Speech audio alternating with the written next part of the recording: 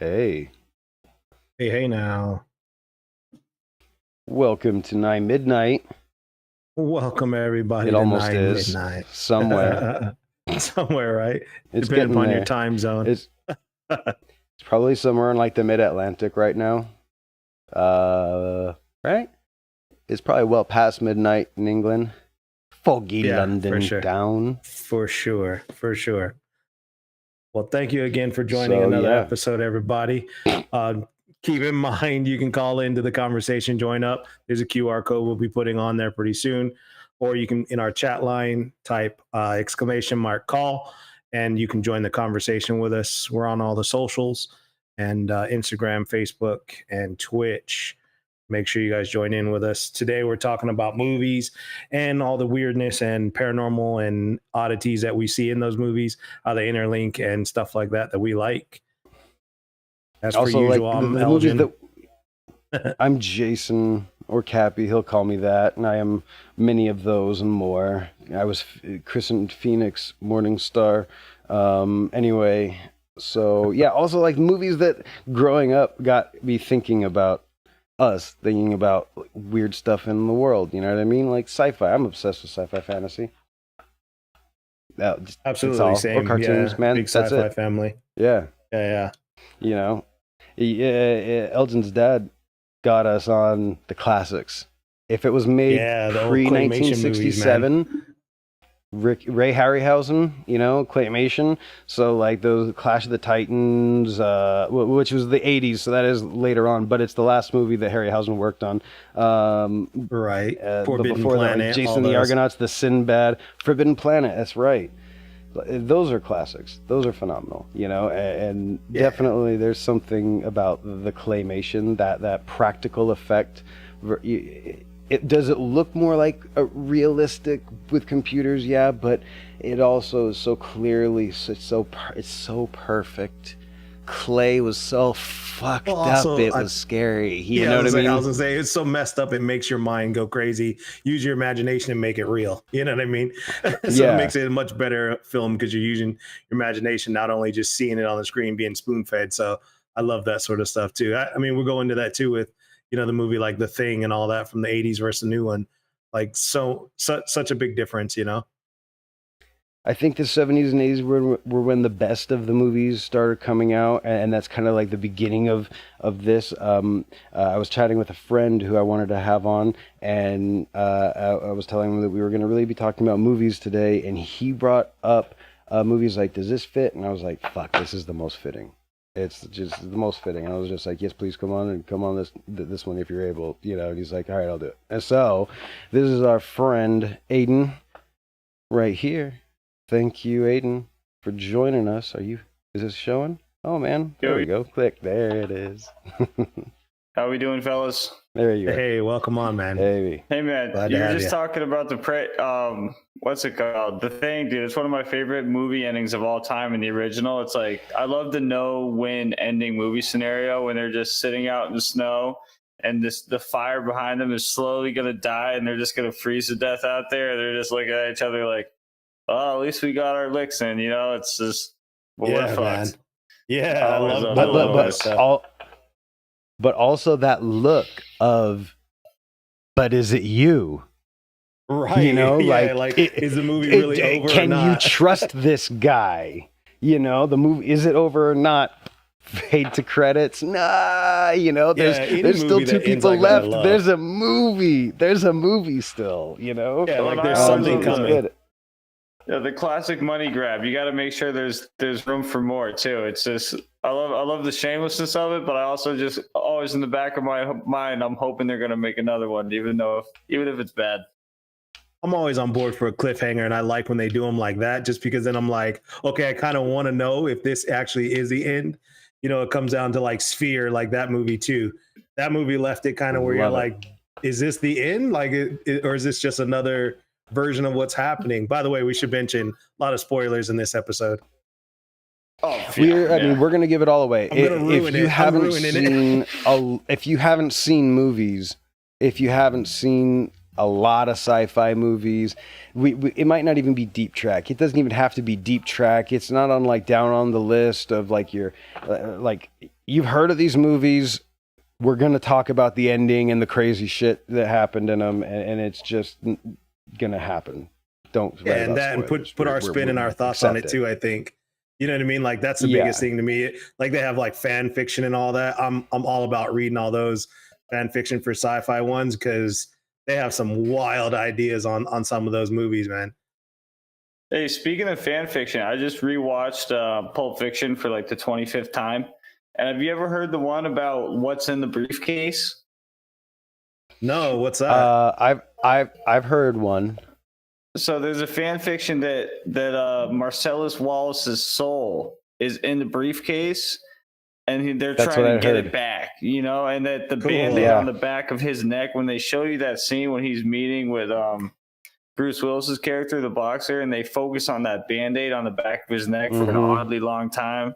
They're like, oh, like if you look in the books, that's where they suck the soul out. They suck it out of the back of the neck and like all this shit. It's like, if you rewatch That's the movie wild. from that perspective, it's dope. Like the code on the briefcase is 666.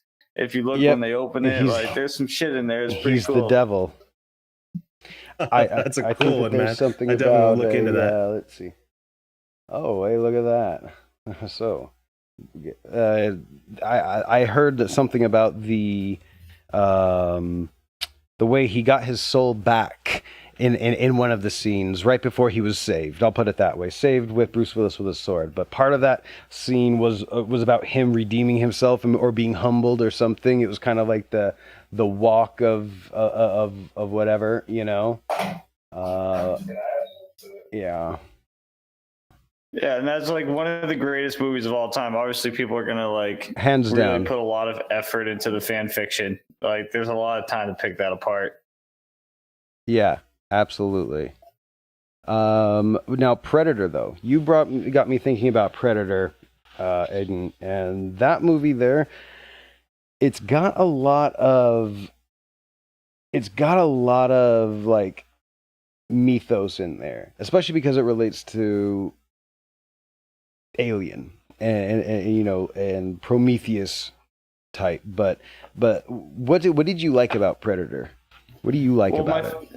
My favorite thing Hold about it, nothing it's back. like I've been getting into like literature, or trying to get into literature lately, like just trying to read more books. And like when I think about the book, like the world's most dangerous game, where they're the rich man in his element on this island, he's control of everything, like he's the master of the environment. He brings someone in to hunt them.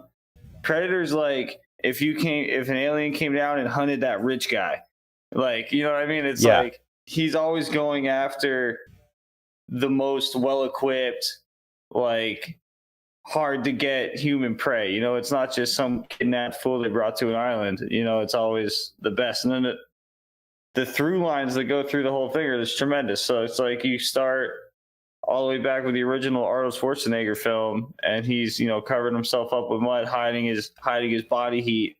And you go through, 40 years later with the latest installment of Prey, and she's, you know, taking these herbs to kill, to take out like her body heat out of her body. And it's like it's terrific how like it connects all the way through, and this like the dynamic of it, like how it's such a classic story. You can't go wrong. I really liked Prey. I loved Prey. I thought that was amazing. Yeah, I loved Prey. I liked that it was like 250, 300 years before the one with Dutch and, you know, and his crew in the jungle. You know, it seems like it was more north, and then they went south. You know, she had to prove herself, and she did. And then she brings the head and says, like, we have to move.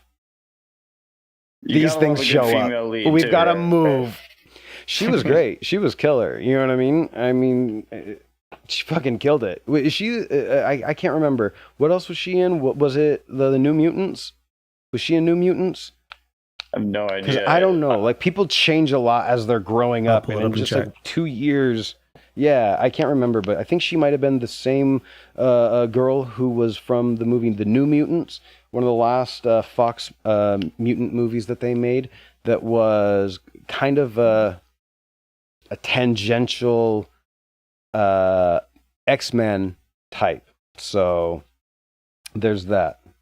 I don't Also, know the new about- Prey had a but- very like apocalypto kind of vibe to it too, like the endless pursuit, like the Iliad type journey of like over so much land and so many trials, and she's just getting beat up the whole way and finally triumphs.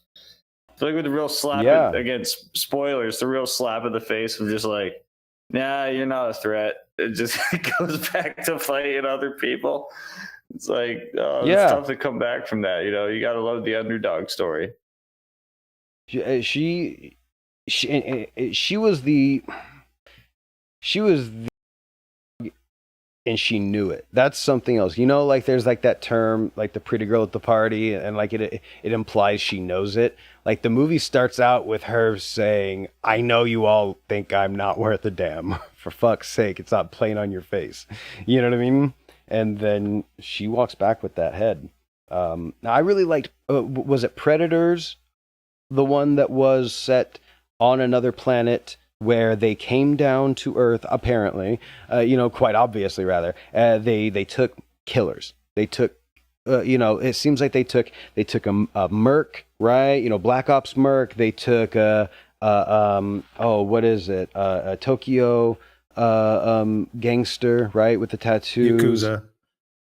Yakuza, thank you. They've got, a variety of killers, a hacksaw killer, a guy who blah, blah, blah, blah, blah. And then there's the guy who, I don't know, I'm a med student. It turns out he's like a sadistic, inject you and like watch you die and then like dream about it, but never close his eyes while he dreams. You kind of creepo. It's kind of like they were all predators. They were all predators in their own right. Exactly right. And then, have a seat. And then, Why don't you take a seat? What was the name of the? What was the name of them again? Now, I've never gone so deep into the lore of Predator that I went into the comic books. Have you, Aiden? I have not. I actually was doing some research and I saw like what their name was. It begins with a Y. It's like an interesting like. I haven't done a lot of the back right? lore. It's like Yaltha or something, I believe. Yeah, now that exactly. you say that. And again, when you're creating an alien species with a different tongue and dialect entirely, if all you ever have to tell the audience is you can't pronounce it, and neither can I. So shut up. I love that. I also love in the original that classic '80s movie Magic, where he learns to speak English somehow to talk a little bit of shit back. Yeah. Exactly. There's no way you can pronounce it. There's too many consonants in there. YUTGA.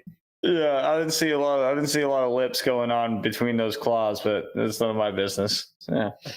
Right. That's really did not funny. exactly have a kissable face, and being able to speak English kind of need lips, but that's all right. I'll take it. No, I love I don't the know. maniacal laughing too. I wish they had it. Are you? He said that. He goes, "What the hell are you?" You know what I mean? I loved it, man. I wish I they had loved that it. maniacal laughing like they had in the other films in Prey. That would have made it awesome for me. I really enjoyed that. I feel That like it's a one nice like was, acknowledgement of like yeah. them being equals too. Like I like when they do movies like that when it's such a lopsided opponent, and then like through the storytelling and the arc, like it comes around to like the mutual appreciation, like of him just acknowledging like, oh, what the fuck is this thing? I was supposed to come down here, cut your head off, come back, take it as a trophy back to my planet, and now I'm getting fucked up in the woods by Arnold Schwarzenegger. I don't know what happened, you know? It's like, How did this happen, right? Well, it's that classic like 80s Amazing. storytelling of like American exceptionalism. Like they love to really just like come out on top against like miraculous odds every time, and it's like it's cheesy and it's like a symptom of the times, but like it's like part of the patina of those older movies that's like super fucking fun. You know what I mean? It's like Absolutely. it's that ridiculousness making me of feel that like an alien would acknowledge you after traveling thousands of miles to fight you, and just learning your language to come to your terms and be like, oh, what the fuck are you? It's like I bullshit, dude. was That would thinking never happen, that- but to an yeah. American, it would. Right. Of course.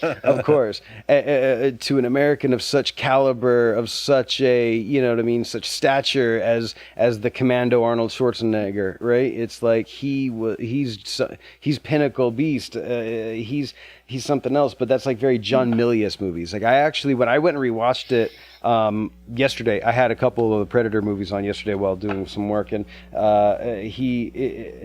I was like, did John Milius make this? Because he made like, you know, a lot of movies. He's one of the guys who graduated with George Lucas, Steven Spielberg, Francis Ford Coppola, Brian De Palma. He graduated in that class in USC, right? Like those guys went to school together. They're homies. They're like threw their hats up at the same time. John Milius at the same time, the guy who made Conan, did he make the first Rambo? Did he make First Blood? He made a lot of these. The reason why they even had He-Man as a character, like men were drawn like Arnold for heroes, was Milius, and Predator's kind of like the end of that before they started Apocalypse bringing Now, Conan. Red Dawn. He did Red Dawn, Apocalypse Now. He's a screenwriter. Bunch of great movies. He's a screenwriter for Apocalypse Now, but that is a Coppola directed, right? Right? I'm not getting confused. Correct. Yeah, no, correct.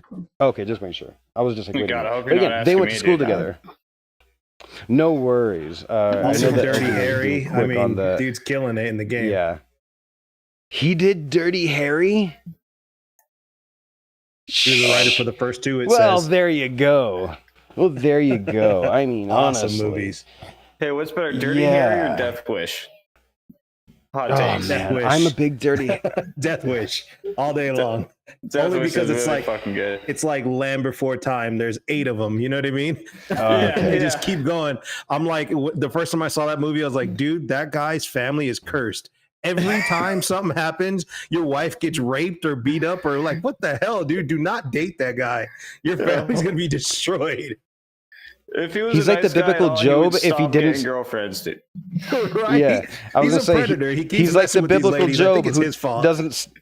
I wonder if we're async. He's like biblical Job, keeps like having shit, but he's like, I'm not waiting for the boils. I'm going to kill till it stops.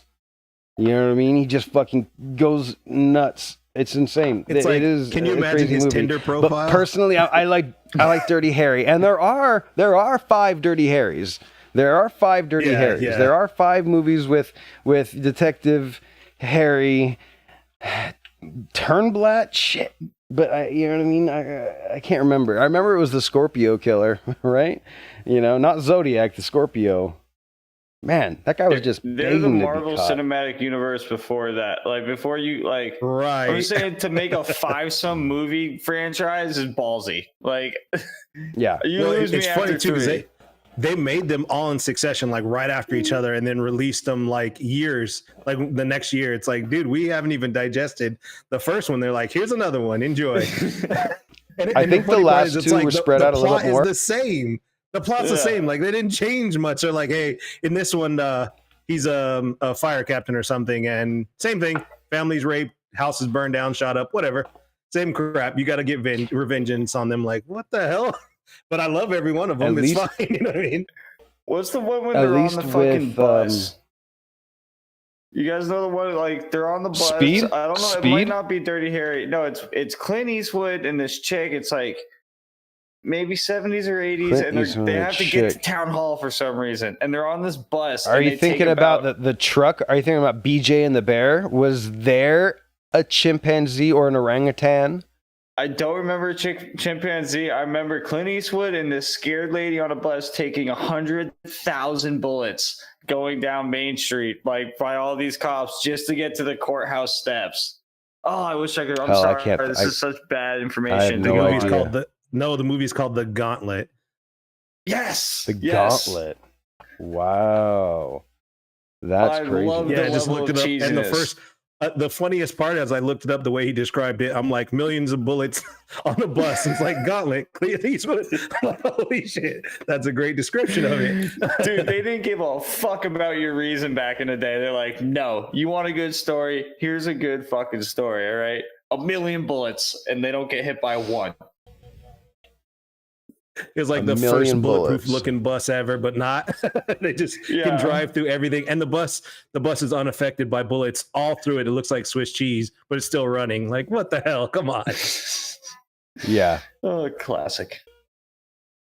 Back to the Predator idea. We usually do have some like alien type things, and the Predator got me thinking about the crossover. Do you like the crossover with Alien? With when it comes to Predator, I'm almost not. Aiden?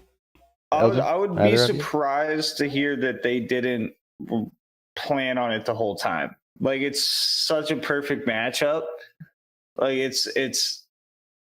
I mean, I love it. If that's the question, yeah, I'm a big fan. It feels like it's inevitable. Like, how could you take these two juggernaut creatures and not find a way to pit them together somehow and see how that plays out? Like, that's just something everyone wants to see, and it's obviously going to be a blockbuster.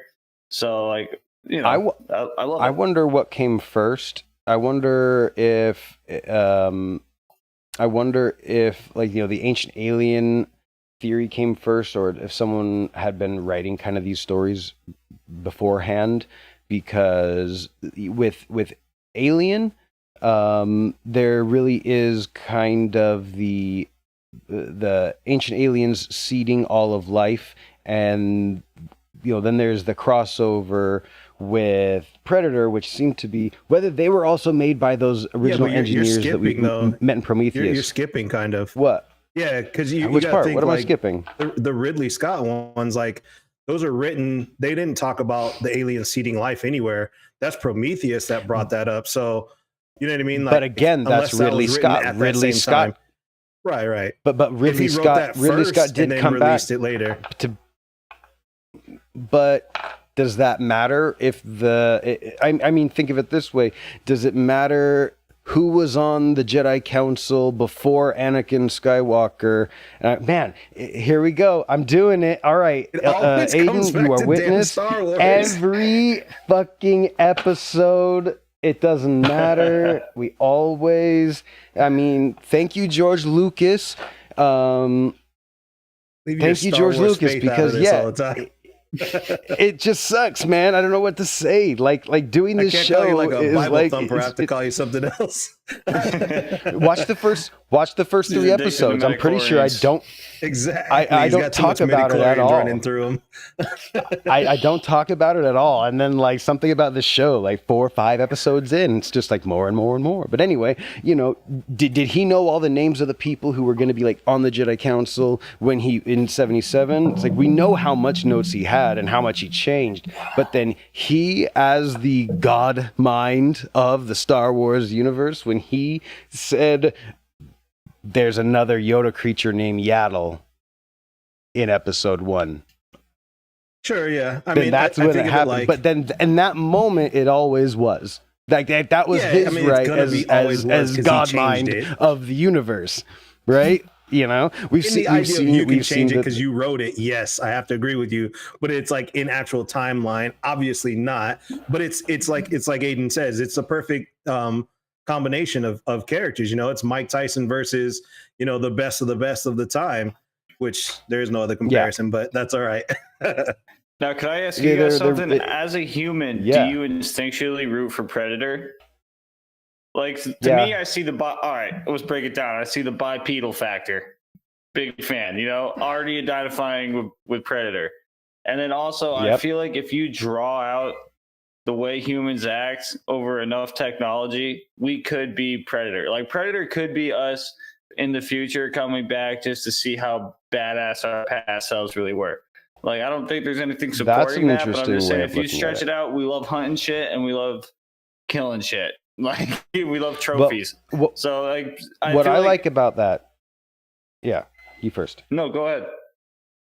No, you first. You feel like that's important. No, I feel like that the natural home team for like humans is the Predators for some reason. Even though they love killing the shit out of us, it's like you can't help but root for them over the aliens because the aliens are so freaky and weird that they freak every you time. Out. You know what I mean? I can't identify. They're animalistic. They're animalistic, even though it seems that they they will take on, in Alien 3, the one in the beginning seems to be, it seems to be like a dog-like. Sorry, boy, but he ate its way out of a pup. And that one was very dog-like, but they all seem to be of the same mind, which is, you're not one of us. You know what I mean? And we don't have, they don't seem to have higher function. They seem to be hive mind. They seem to be insectoid, the way they follow their queen, the way it's been told to us. We haven't seen one stop and go, wait, why are we fighting? You know what I mean? That would be the day. Well, the downside too, I always see is like, I always root for the humans just because they inherently put in a flaw in the Predator where it's like he doesn't improvise very much, and it always seems like the thing that gets him is the humans improvising. You know what I mean? It's like, okay, if he's so much of a predator, he seems arrogant. I'm a hunter. Yeah, exactly. I'm a hunter myself. You guys, it's arrogance. Cappy knows that. I'm super like into hunting. I love that sort of thing, and all hunting is improvising and learning your prey. That's how it's always been. We always are learning and changing to know what the prey is capable of and where they live, where they eat, what they like. And that is ever changing. So for him to be so arrogant to come down and be like, I'm just going to go down and kill a bunch of humans. I'm like, no, you ain't. Cause we're going to learn how to not be killed eventually. Because it's just like deers don't hang out in the same pastures because, hey, they hear a gunshot and they go, okay, it's not safe here anymore. You know what I mean? So, I think just don't hang out there, you know? I think it's the difference between sport and game hunting. The predator seems to be here because we are the sport hunt. We're not food. We don't, maybe they eat us. That's not the point. As like a trophy, eating the heart or eyes or whatever. Sure. But for trophy hunting, people trophy hunt animals that piss people off in real life. Elephants and beautifully striped or spotted cats, right? Did you say things that can kill you back? To piss you off, man. Just chill. Right. No. I'm saying when other people go hunting them, we get mad. The sport animals, like other human beings, get mad at those who go out, getting stoked about killing one of the last ones. It's like, no, we're not happy about that. A lot of us want to preserve, right?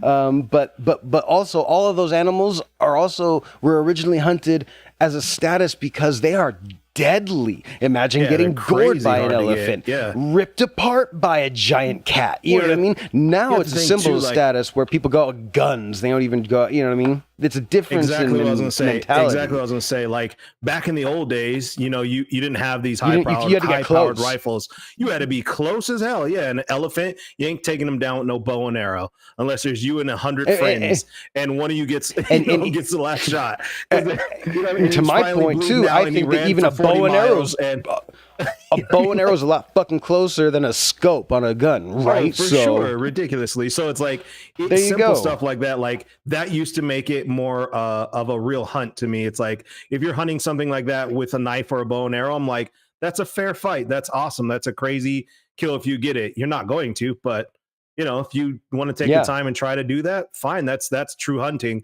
But shoot him with a high-powered rifle that can, pop a hole in the tank too. It's like, well, yeah, no shit. Did you really hunt him? It's the same thing. Like, why doesn't Predator just blast everybody with that little laser gun he has? Well, it takes away the fun of actually being a hunter.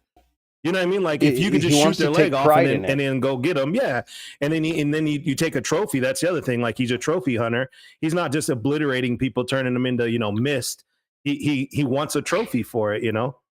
Actually, connecting back to Prey, I loved how she used his dope ass technology even against him. Like when she got his helmet off and used that the laser guided arrows, which I love that they still have him using arrows for it's a great blend. Anyway, it doesn't matter. But like that, no, the way it does. it's phenomenal. Jack that helmet off and then use it to get him in the end is like so those little storytelling things. They're great. Yeah, use his own. I don't know if we've seen someone. Cool, rip off one of the nodules, the spikes off the face before. I mean, she grabbed it, right? And like it was already hurt, and she ripped his little claw face off, right? Have we ever seen anyone else, like, I got to get away from a predator? Had guns. Everybody had guns, so they were far enough away. So everyone was always... But that's the thing. Then at some point when you get close, is you don't have to be close. But even still, in this conversation, you're taking for granted the fact all of a sudden you're close. Now what do? You got a bow and arrow. It's a fist fight at that point. Bow and arrow, it's a fist fight. You miss, and now he's up in your face. You're like, well, look, either you grab on some Dutch some and crazy the face rescue team. Dutch and the rescue team, right? They they said they were a rescue team up until Dylan, you son of a bitch.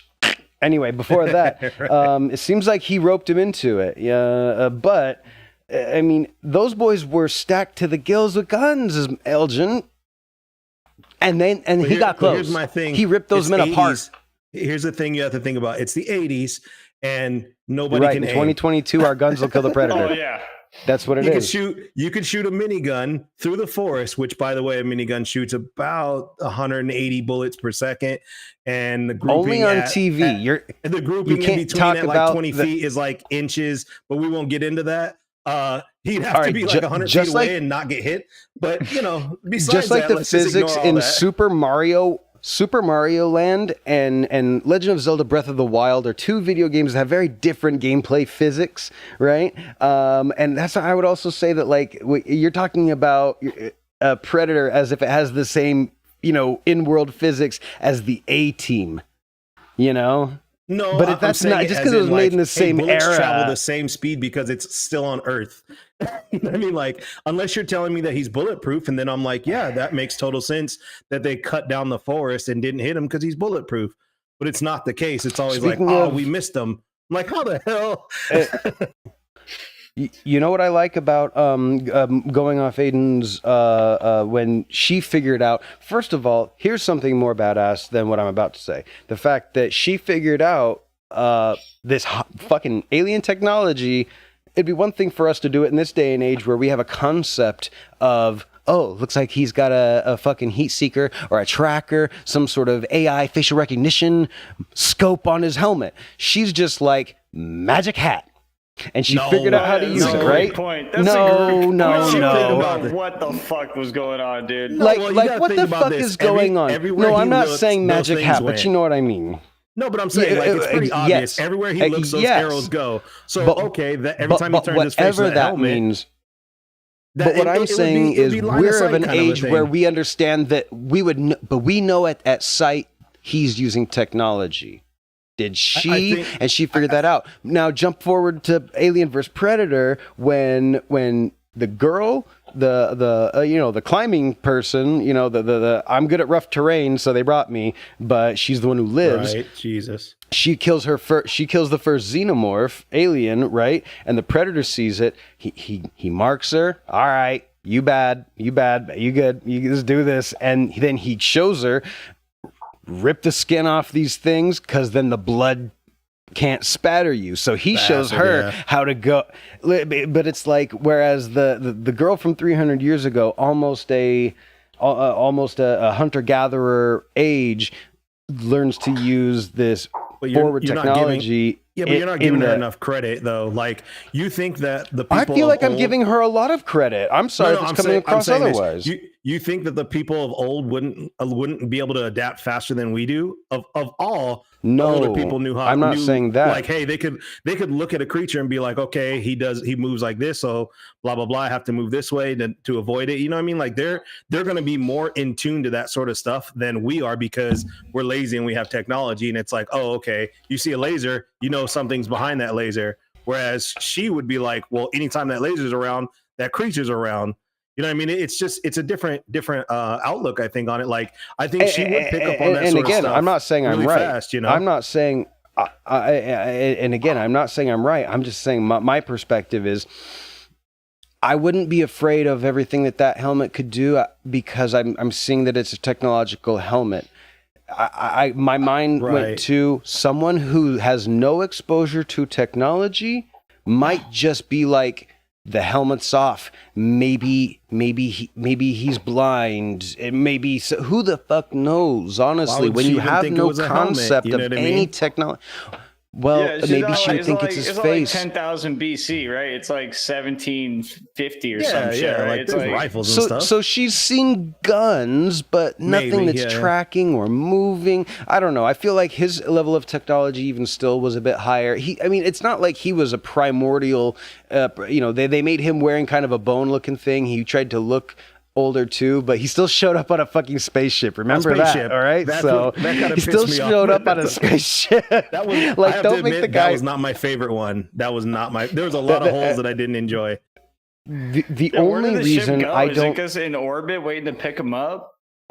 Or is this That's like, what I think was we're gonna leave implied, you here? but in was the just his original Uber Predator, ride, they you know? were But like, exactly. I mean, like it's kind of All like right. part of that is intuitive too. But like at the same time, I've grown up around technology, and my girl had me use Apple Pay on her phone, and I don't have Apple Pay, and I couldn't figure it out. So it's like, yeah. there- I mean, Yeah, it could be split either way. You know, what are you gonna do? Yeah, either direction, Yeah. I think it does make sense. I'm kind of like I'm in the same book of it where it's like, okay, if he had all these technology to come down there, why did he come down completely different than the other predators? You know what I mean? Like how fast or how slow did they evolve? You know what I mean? Or get to the point where they use so much technology, or is it just because they come down with higher technology than what the humans or their prey are using? Because if you think about it, it's like, we as humans don't evolve to hunt we evolve to hunt our prey more efficiently. They don't evolve to become less prey. You know what I mean? It doesn't work that way. they don't Why do evolve. they keep coming back? They 'Cause do I feel evolve like to they become lose less most of the prey. time. They do evolve. They do evolve They to become understand less not prey. to go there or they how they to evolve move around to and stuff like become that. But faster. They evolve to They- become faster. They evolve to have horns themselves in a last ditch effort to gore. They evolve. those aren't They to have not be many hunted. evolutionary traits. those are not to be Those are not to hunted, though. survive. Exactly. Nobody That's natural, evolves that's natural anything evolution, not, for anything besides survival, whether it's becoming when a I guess I predator shouldn't say or evolving, hopefully adapting. not being prey. I should say adapting, not evolving. Then adapting to it, But isn't they're it the not same? adapting and going. Oh no, it isn't. Very much not. I mean, Well, evolving okay, not mentally. would be, Not okay. Yeah, I'm sorry. yeah. You're right. You're right. You said I it. mean, You're right. it's like- you said like evolve, they and I started thinking grand scheme of things. I Right, started right, looking right. at like the Neil deGrasse Tyson fucking calendar, I know. right? When you said horns, I was like, no, And we're we're not tracking on just the same right thing. here in the last minute of the last second of the last day, right? You know, like that's what I was Yeah, I was thinking. like, oh, we're no, not tracking the same thing. I should There's say lots adapting. of adaptation. Yeah, Yeah, there's like you lots don't of you don't adaptation. adapt to. In fact, Okay, studies show. last week they were shooting arrows at us. This week they're shooting guns. Now we got to move in zigzag pattern or something. You know, like they're not doing that. They're just like, holy shit, everybody's getting killed over in this field. Don't go in that field, you guys. You know, it's very simple, like instinctual adaptation. Not like, oh, okay, this time when we go out to eat, we're gonna wear these, pieces of tree so the arrows can't go through us. You know what I mean? Like no creatures are doing that. So why would the predator do that? It's just kind of interesting how they write that into it. I do enjoy that, but it's kind of an interesting way of writing. Yeah. Do you think if we're talking like grander psychology, because prey is the earliest time set encounter, right, of the Predator franchise? The earliest in the timeline that we've seen, yeah. Yeah. So do you think that, like, if we're just thinking from the Predator's point of view, do you think that they flagged our planet as being some bad motherfuckers and they're like, yo, we're gonna have to come check in every like 100 years and see if they still got it? Because like that's their whole thing, right? It's like they just want to find the ultimate apex predator and then kill that. Yeah, I mean, I look at it as kind of like a fisherman, you know what I mean? A fisherman has his spots and he knows where he can go. These deep sea fishermen, they know where they can go get swordfish and great white sharks, and they know exactly where they go. They tag it on a GPS and they come back, and they can't go there every single day because obviously the fish won't be there. So you got to come back when the fish are getting bigger and more plentiful. You know what I mean? And these predators are now, like us. and you're having, you mark it on your GPS and you come back to the planet and you hunt them every so often, like you're saying. It makes total sense. So you could possibly extrapolate from there that this girl screwed us by winning. If she just lost, maybe they would have left us alone for all this time, She had to go be the badass and fuck it all up, She started a war with them. Made it worse for us, because now they got to come back with bigger, better something, or more of them, even worse. I didn't get into the comics all that much. I wasn't actually reading it all that much, but I do know kind of the synopses. And she, in the comics, does not get left. She goes with them. She goes to, hops on the ship and takes off with them and becomes like the first human predator. She's like accepted. Like, they didn't expect it, but one of us from Earth actually fucking passed like the ritual of, it's kind of like that. Like, you have to hunt a human to ascend, and Alien vs. Predator shows that it's been happening for at least 12,000 years, maybe, since about the time that they froze Antarctica, and left one thing. That whole movie kind of revolves around they've been coming here. So it makes me wonder, does that connection cross over to they were also created by the engineers / are they rivals or enemies or something? What are they to those engineers, those progenitor beings? I have a theory on that too. I like it. Let's go. What makes them, or what would make them more of a weapon, if you think about it? So, say if like in Prometheus, they have that black ooze, you know what I mean, turns into aliens. Mm-hmm. Same kind of thing. Like, they were like, hey, the antidote to the weapon is another weapon, kind of a thing. You know what I mean? Like, that would be kind of a cool idea to me. I always thought, like, oh shoot, we can't figure out how to get rid of these stupid, creatures we have that we use to wipe out these dumb humans. Oh, let's throw in some it's the Australia problem, right? So exactly, Australia wanted to grow sugar cane. They didn't realize they accidentally brought a cane beetle, a beetle that had no natural predator on their continent. They decided to bring over the sugarcane frog, toad or whatever, that overpopulated because it too had no predator. And then they brought snakes, right? And I'm pretty sure at this point in time they're overpopulated by snakes, right? Yep, exactly. You're constantly finding the next apex predator to get rid of your nuisance problem, or your nuisance. You know what I mean? It's an interesting concept. I think, but the good thing about that is the bigger the animal you find, right? It's like the next step up. It's less and less. So at some point, it'll just be like all the Australians up against like a Godzilla, and then just one though.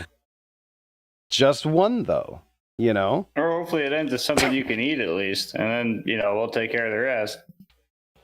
I don't know whoever said you couldn't eat Godzilla. I've actually never seen anything one way or the other, and I've got to admit, I am a fan. Well, I mean, it's sheer science. Isn't he atomic powered? So wouldn't that make him radioactive? Yeah, why would you want to eat that? I don't know. You can eat him once. It depends. You can eat him you can eat him once, exactly. He is the ultimate delicacy. You know what I mean? Right. That's like Pacific Rim, like the way they had a black market for those kaiju. Oh yeah, it's tingling my tongue. The kaiju parts. Sick fucks were eating those goddamn kaijus for sure. I have absolutely no doubt.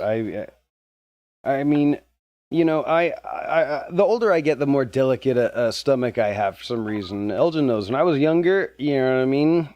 Give it to me. Well, let's try it. But these days, I'm just like, sit this one out, thanks. But I think I would have to try Godzilla. I would try some. You're telling me it's the repercussions are. If I had a fucking Geiger counter and I could do a pass real quick, maybe. Yeah, exactly. I don't want to grow a third arm just because I had some Godzilla, but definitely. I'm not saying no beeps. I'm just saying less beeps. Like, as long as it's just on the off chance I get the Kong dong. Yeah, I mean, on the off chance I get a Kong dong out of it. Exactly. I'll eat the burger if I've got the off chance of growing a Kong dong from the exposure. I'll eat a Kong burger. Delicacy. How dare you make jokes? Exactly right. Yeah. Yeah, it would be just your luck if you do get that. Then you die from it because all the blood rushes to there at one time. You end up dying over eating that. Good luck. Right. That's what you Write get. this on my write this on my tombstone. As he lay there holding his gigantic member, he cried out, "Why won't anyone touch me?" And then he passed. Well, you might not know too. Godzilla balls are actually a very strong aphrodisiac that traditionally is used. So if you can get your hands on it, it'll be good. When ground up and Yeah. dried and you put it on your head, it grows your hair back too. It's a little known secret. Hang on, I'm getting a pen right now. This hat's on for a reason. Right? Some people Dehydrators know are that. flying off the shelf tomorrow. I know, man. What I love is when people were talking about onions doing that, and all I could say is I'm basically addicted to onions, and no, doesn't regrow nothing. Not gonna happen, right? Not gonna happen. Oy vey. Let me see. There's got to be more about this. There is more with the alien one as well, though. Go on. Dude, I Briefly. was realizing too. I was looking at all the Predator movies. I've missed one I haven't seen is when they go to L.A. and hunt gangbangers. It says. Shut up! You've not seen Predator 2? Number 2. That's that number one's 2 great. Swear with to Danny God, dude. Glover. I just watched it yesterday. Listen, completely And it's got missed it. Bill I'm not Pullman. gonna Oh, it's lie. awesome. Bill It's Paxton. It's got awesome. Paxton. I'm sorry. Yeah, It's got Bill yeah. Paxton. So Game here's- over, man. Game over. They must not have showed on AMC a lot because all I did like growing up was stay home and watch old movies on AMC, and this must not have been a AMC's the popular best. one. AMC and TCM. Did y'all that's see how. that That's though? how Tell, like, Minos and is grew that, up. Oh that yes. sounds like a dope ass premise. Like some real cheesy I just moments. watched it again yesterday. No joke. No fucking joke. It is. I mean, what was it? 1992 or 4? What was it? It is 1990 even. Damn it! I was so close, but over. So Bob Barker Is it kicks me off the ridiculous? game. Is it silly or good? Like because like it Of course, sounds like yes. it could be So- silly. So Yes to your okay, answer. the, Yes. Both, yes, yes, yes, both. Yes. both. Now, I'm now, on what's board for what's that. great I'm about here for 2? that. What's great about 2 is they did apparently in the book. Again, I need to read more of this. We tonight are really diving into movies that kind of fit the genre of like aliens and stuff that we were like really getting inspired by and got us thinking about shit. But the book apparently, instead of Dutch battling him and the Predator activating a bomb and exploding himself and like the final, fuck you and the next, 10 kilometers, somehow they wind up on the Predator's ship. Dutch is on the ship. So when they made Predator 2, the movie, they, spoiler for you now, haha, you shouldn't have been on the show, haha, you're the one who brought up I've had Predator. 32 years. I missed it. It's fine. Yeah, it's all right. It's so it's like he makes it onto the ship. He has a scene on the ship, which apparently is a scene that was how it is in the book. So they kind of book, put yeah. the ending from the book as the ending to number 2. For the different character, that ending should have happened to Dutch, and according to the writer of the book, nothing happened in L.A. But the movie's phenomenal. I mean, it's great. Honestly, it's one of those 90s dark visions of itself. You know what I mean? It's like, the movie in 1990 about the dark future of 1992. You know what I mean? Like that kind of evil, ominous. It's happening right now. It's but the also LA riots had just ridiculous happened. explosions. And I love that in Exactly. the 90s movies, like Tango and Cash style. Like they must have just had gas bombs for days in those days. RoboCop Like, Detroit. Yeah. RoboCop The Detroit. EPA didn't Everything Right? give a blows fuck. up. Computers, cars, everything blows up. Nothing, everything runs on gas and napalm because if you hit it with a bullet, it's going to explode 3,000 feet in the air. I'm like, Yeah. this is so That awesome. makes me think of it makes me think of what's it called? RoboCop. RoboCop is, everything, explodes.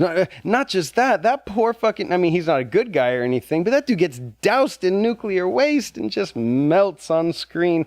Oh man, I love it. Gosh, I wish I was Hey, driving Mark, my car. Who Who's better, RoboCop or Judge Dredd?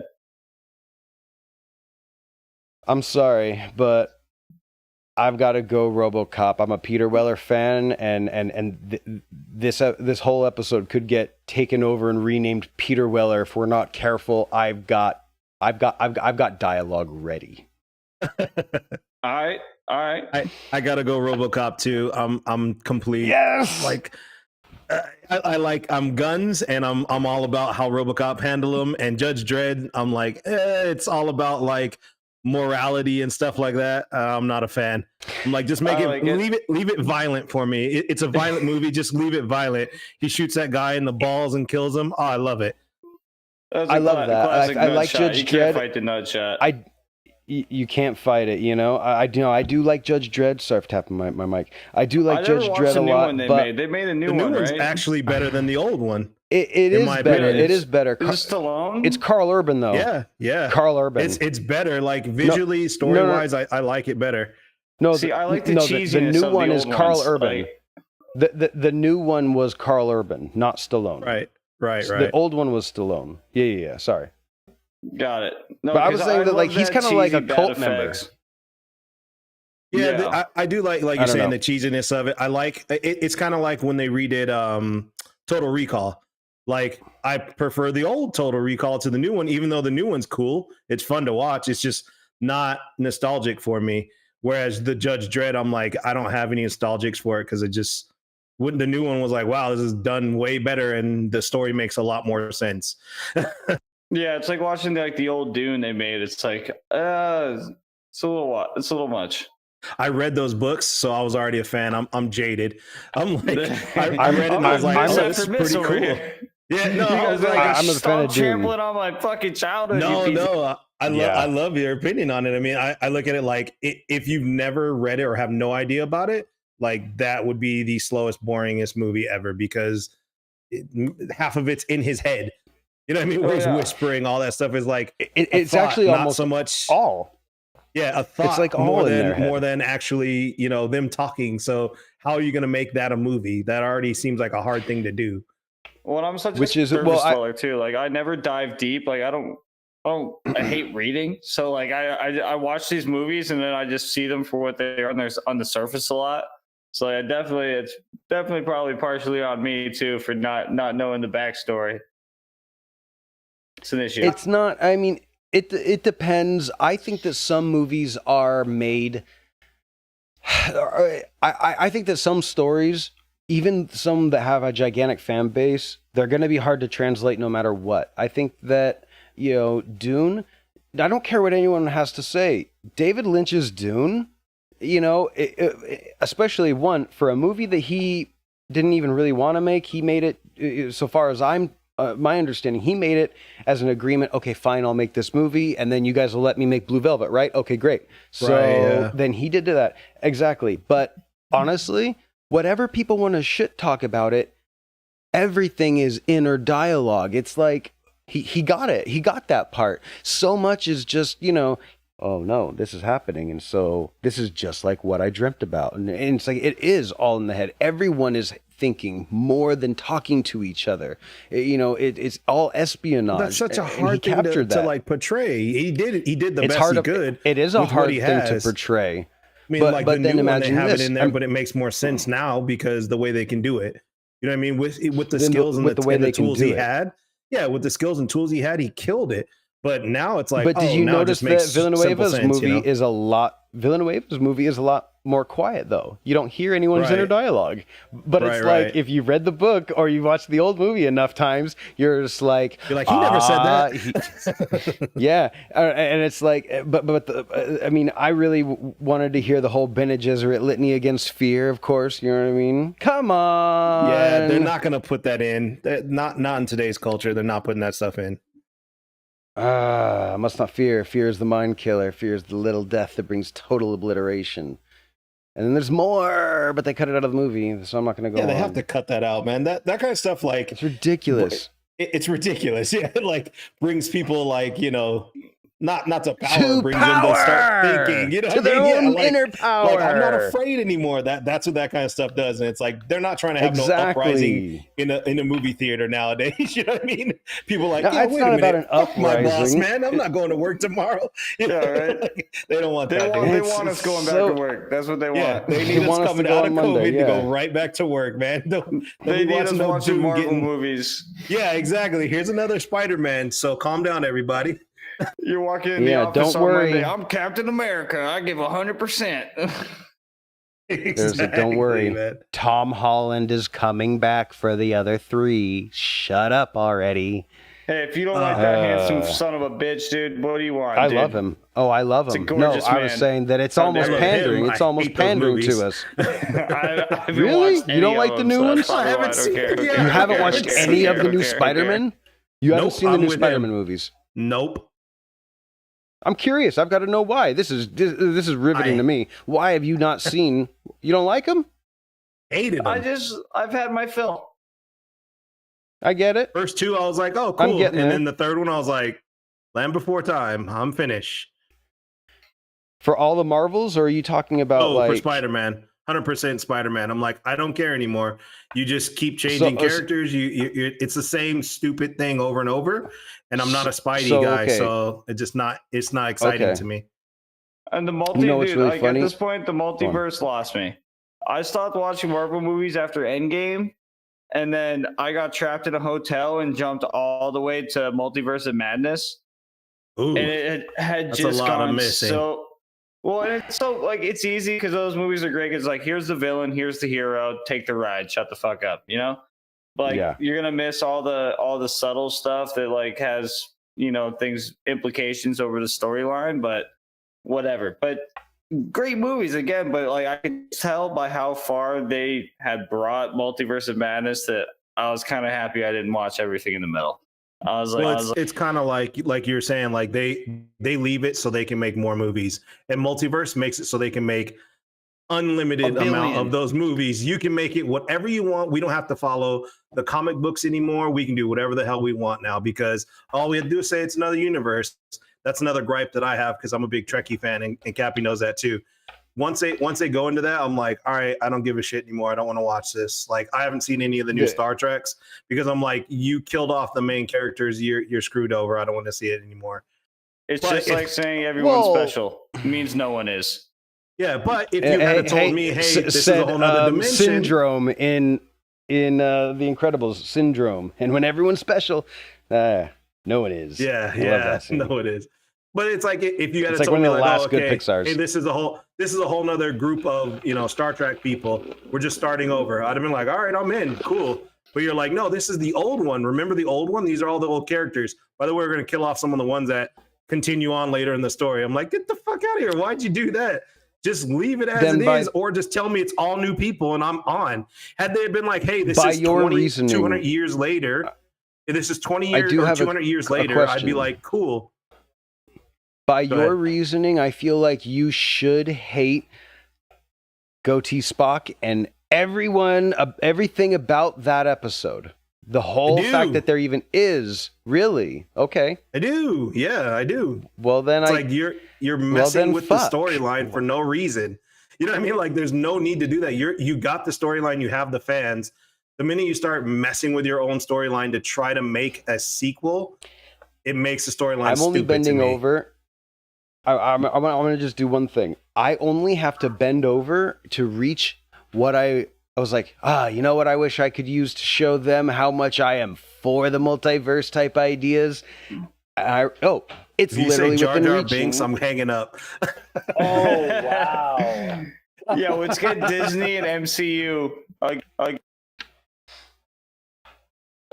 Oh, what just happened? Did I lose you? I got you. Oh, we lost your audio for a second. Yeah. Oh shit! I got too Oh, excited. I lost yours. No problem. I lost your audio too. Sorry about that. I was But now saying I hear Disney you. does own the rights to all that shit. You could smash Star Wars and MCU together in the multiverse Absolutely. Eventually it'll And happen. here it is. and It's money grab my wise. Jar Jar Binks I'll mask. nev- Misa? No, I'm joking. No. First of all, But that never was totally count a out joke. the money grab. when no one watches either one anymore, they'll smash them together because they're fucking greedy sons of bitches. Now, when it comes to the ideas of the multiverse, I like that they're doing multiverse Hail the stuff. multiverse. Oh. Back in the early 90s, this is what kind of fan I am. Have you ever heard of this show from Fox? It's called Sliders. Nar. No? All I know right. you're not talking to me. Of course, I've seen it. All right. I have I the know same I've DVDs you do forced you to downstairs. watch it. You have these ones, don't you? Yeah.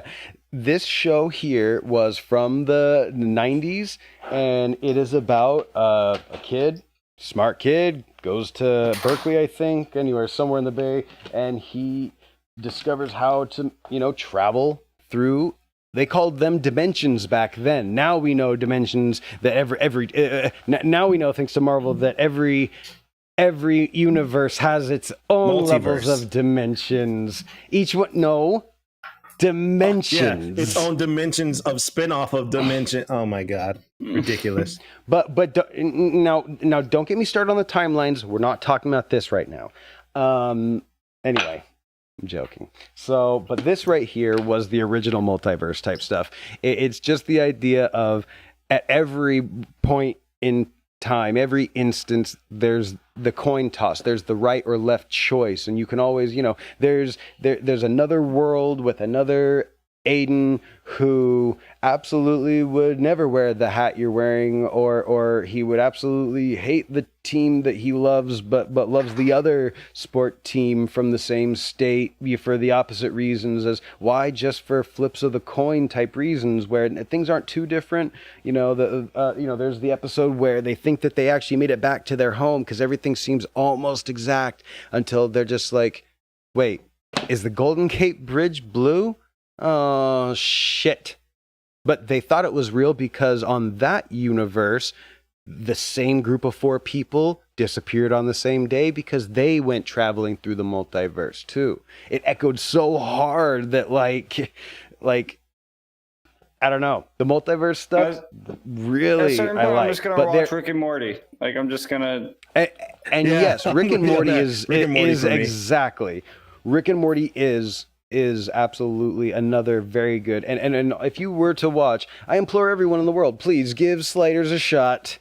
It's probably on Hulu. That show there, without it, there would not be a Sliders, because even like the portal gun that he uses is very similar to the original Motorola telephone that he built into the sliding device. It was the first show that really showed just, all these little things, a world where they never discovered penicillin. They just didn't. And so everyone's like getting sick and dying, and everyone is already acting, in a world of, everyone thought that like, medicine is blah, blah, blah, blah, blah. And they show up and the guy's like, well, what do you mean? You guys have the flu, or like you guys have like an infection. Why don't you pill it penicillin? They're just like, what's that? They didn't have any medication. So he literally found some moldy food and tried to make penicillin and says, I think this might be close. And it kind of worked. And they're like, holy shit, this kind of opens our mind to medicine in ways. And they were like talking to different versions of themselves. It was really weird. So when it comes to those kinds of other world, other timeline, as long as Chris Chan is not the goddess of one of them, then I am fine with this concept. You're on board with it, huh? I mean, look, I love man. Interstellar, so I can't talk. I liked Interstellar. We're way out there with the funky string theory, everything's connected kind of shit, and it's like, with dude, Interstellar, I kind of like that movie. I like it. How it was I like liked that one a lot. it was full of holes and all of them connected to each other. Exactly. Like, what the hell? But like at a certain that point with string movies, is like you really just gotta take the ride. Like you buy the ticket, you take the ride. Like you just gotta Absolutely.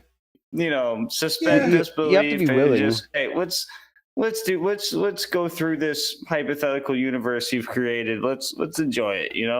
That's part of the beauty of it. What are you gonna do? Yeah, for me, that's I'm what gonna- ends up happening. Like, I'll watch it and I'm like, man, I love that movie, and then I'll like start picking it apart to the point where I still love it. I just found every little hole in theory that is real, but you know what I mean? Not, but forgetting that it's a movie. You know what I mean? Like, okay, I'm watching this and I'm I like some of these old that B could movies happen, too. but not.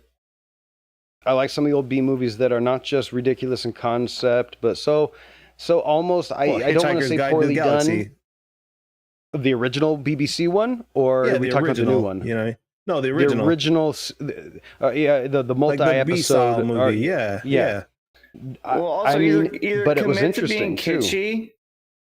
Yeah, like commit to the kitschiness, or like the thing with Interstellar is it tries to be so serious that like it invites people to poke holes in it. You know, it's not.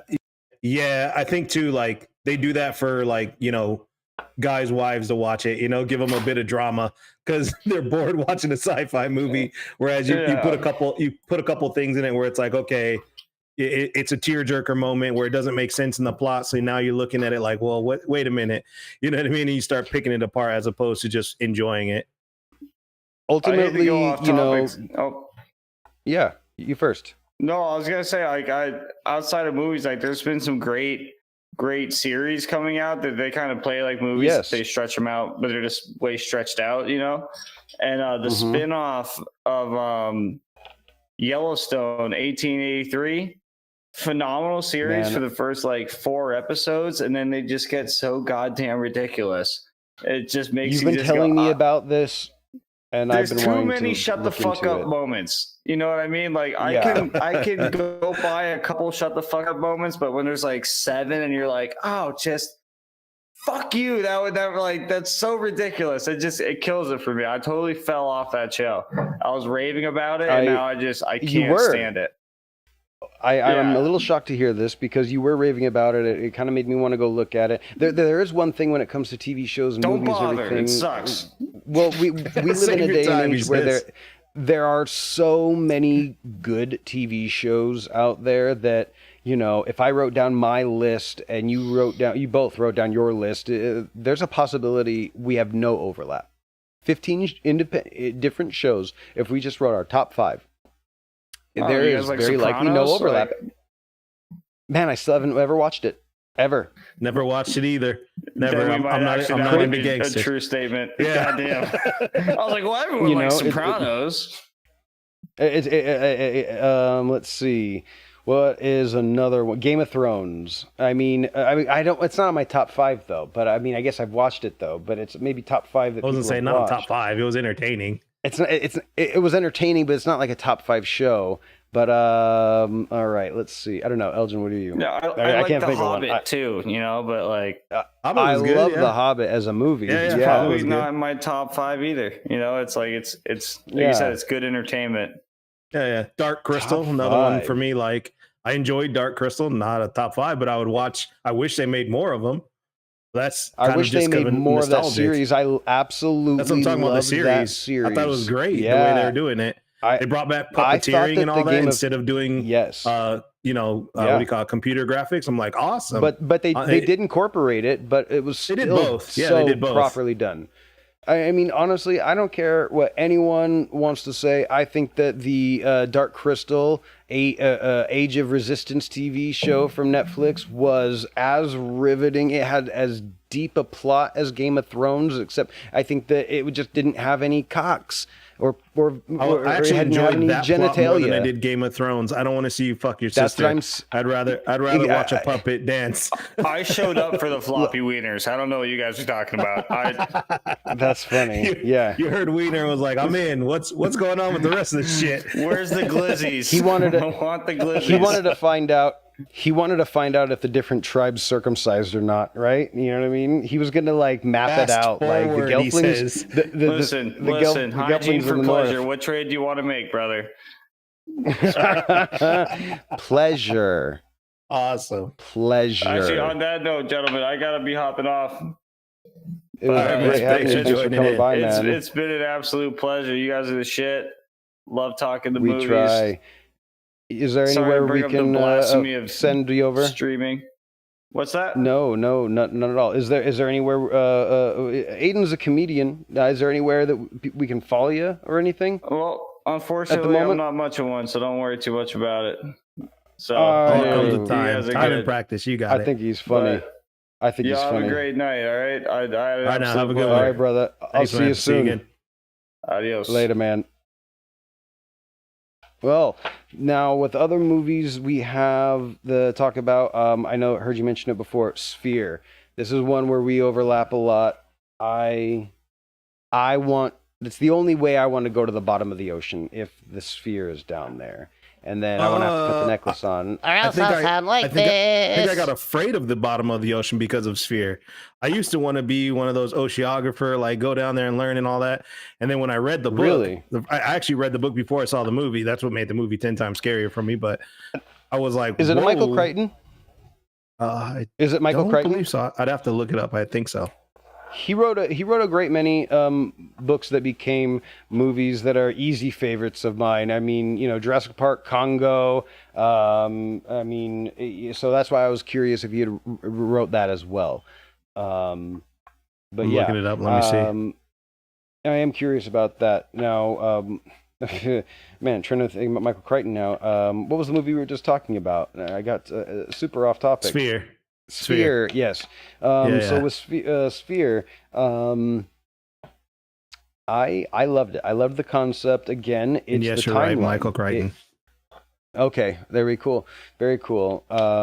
Those things get me. I gotta remember. So I was wondering, that also plays into the whole timeline. They show up there and they go, "What is these words? Wait a minute, that's English. That says trash. There's a trash can. Basura. Basura. This is in Spanish and English. This is made Spanish for and English. This is yeah, made. what? Why would Like, aliens this has have been that? here I for love that question.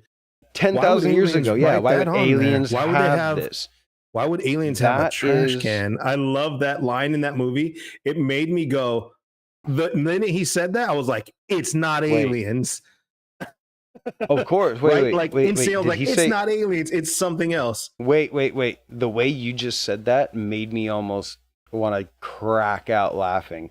Did he ask why the aliens have a trash can or why they wrote in English? Because No, he said, "Why would there- aliens have trash cans?" Not that it was in English. It was, "Why would the alien?" Not Well, he that it says was that in later English. to her. He says that later when they're on the ship. He's like, "Why would they write it in English on the trash I can?" have to watch But this. I right don't. when he's there, he's okay, like, "Why I would they don't- have a trash can?" And I was think like, they would "Oh, have shit." trash cans. First of all, If you have I'm not interstellar talking about travel, what you're language telling is me written you there. don't recycle? Come on. We have a garbage disposal. You tell me they can't have a laser garbage disposal? I'm just saying. Think out of the box, Kathy. I love you, Elgin. Are you gonna hassle me about like the exact numbers and the percentages of how many humans it might take to like rebuild society again? And like be mad about my fucking exact math? Are you gonna be mad that I didn't show my work again? Holy fucking hell, bro! It's like I have to give you crap. Man. about it. That's so funny. No, because Yeah, if he was interstellar mad light that travel, they're, and he's got a ball up of of McDonald's course they dressing, have throw it in the trash corner. cans. Why would they have a fucking trash can? It's like having I an mean, ashtray. That would be the I don't- ultimate. He's got an ashtray right on the console. You just see like a little cigarette. He's smoking, even though they've figured everything out. Technology's gone so far that they're like, you know what? I'm going back to smoking. All right. That's just If awesome to there, me. anyone out there watching, I have a question. Do you think that there is a point in time where we will not need a trash can? When in the No. future, I have a what does better it take one. to not have a trash? No, we're always going to have a trash can somewhere. Holy fuck. What if you want to blow your No. nose? What are you going to do? We'll open the are we going wormhole. to We'll open the wormhole? are we throw gonna- our waste in it. The and wormhole just will take rock it it? somewhere else. Yeah, it'll be gone forever. We'll carry But- pocket but- but- wormholes. It'll be fine. pocket wormholes that take We won't have a just trash problem the anymore. Just the crusty bugs Whatever out you and whatever none- you deem as trash. I look at it like this. Here's a conspiracy theory for you. Do you think technology will get? Hold on, listen to this one out. Do you think technology will get so advanced that we will be able to enjoy the things that we know kill us, but not kill us? So So going Bring back to back Rick and Morty, Smokey. like that planet. Which one? I don't remember that episode. The episode where they go to the planet where they're in the field, planet, yeah, you know, you can shoot each other and stuff. But then yeah, and then they just Inside come right the back. shield? So it's like that. Yeah, and exactly. the guy just keeps eating and eating and eating himself to death, but keeps coming back to life because he can't die from a coronary. Exactly. Like at some point, will that happen, or will we need that? Because it's the same idea. You're thinking, No, like, I hope okay, not. well, No, I don't like trash that. That's cans. the I'm like, no. Why? And that's the opposite of Why? evolution. So I Get rid of think waste. that going back to what we said about the predator was like a line of evolution that was they were still like, look, unless we evolve to the point where we don't need to even be physical beings anymore, if we can evolve to be pure energy, then we can have that kind of society. But as long as we have a physical animal fucking body, if we transfer into robot bodies, sure, then I can accept that too. As long as we have a body that is basically genetically 99.8% no different than a fucking chimpanzee, only what 12% different than a goddamn banana. Pardon my French. You know what I mean? We're literally 66% the same as a fucking banana. We're so you're away saying from, because we're animals, we always will have waste. I'm saying we won't know what to do with it besides contain it into containers and put it somewhere else. Yes, I'm saying that because I'm a biological organism that sheds billions of cells a day, sheds a billions of cells. Most of the dust in my house only comes from my fucking body. Well, let me put it this way. Most will come from my wife. Oh, no, I'm joking. It's me. But you know what I mean? Got to get that wife joke in. Love you. Right. But my thought is, coming to check. It's like, okay, here's the thing. If we get to a technology point of waste, if we're wasting away, we're not saving everything and using it for something else. I mean, right now we already figured out how to recycle and reuse our trash that we have for repurposing. That right? So I agree with that. In theory, eventually we'll figure out how to recycle our non-recyclable trash that we have now. Or then eventually never destroy it as matter, but reuse it as something else, fuel or something kind of Back to the Future. Oh, we don't need gas. Put some apples in the Mr. top. Fusion. And yada, yada. You know what I mean? Whatever comes out of the trash can. You know what I mean? That kind of an idea. Mr. Fusion. You know what I mean? Like I look at it like that. Not that we're gonna have trash cans. But where did he get the fuel? Where did he get the fuel from? Again, you just made my point. Where did he get the fuel from, Mr. Fusion? Out of what? Out of the trash can. But though? he was in old time. But that's the point. When you have a Mr. No, he But when came they went from to the future, they had a future that had a Mr. Fusion and trash cans. No, they have in the fucking alley they parked in. Listen, I know they have trash cans for people to come pick up to use for Mr. Fusion in their cars. Are my eyes twitching? It's a fuel bag. It's so they can take it to the refinery and use it for fuel, not because they need trash cans. You're using it wrong. Where do they store it between my not needing it anymore all the way to the fuel recycling plant? Could we call it a bin of sorts? Would there be at that point in time when we know what to do? I'm not calling it a trash can. It is a fuel cell. I refuse to say trash can, fuel cell. And this is where Elgin's True Colors show. And we see again, he's reduced this to nothing more than a semantic argument. Semantics. I never said it was a reasonable argument. I said I was arguing that you were wrong.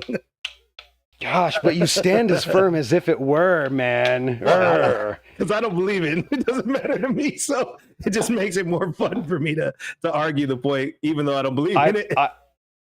And it's funny because my catchphrase sometimes is, "This is not my hill to die on," whereas everything is a hill to me. Elgin walks around with his shovel so he can plant his fucking feet. You know what I mean?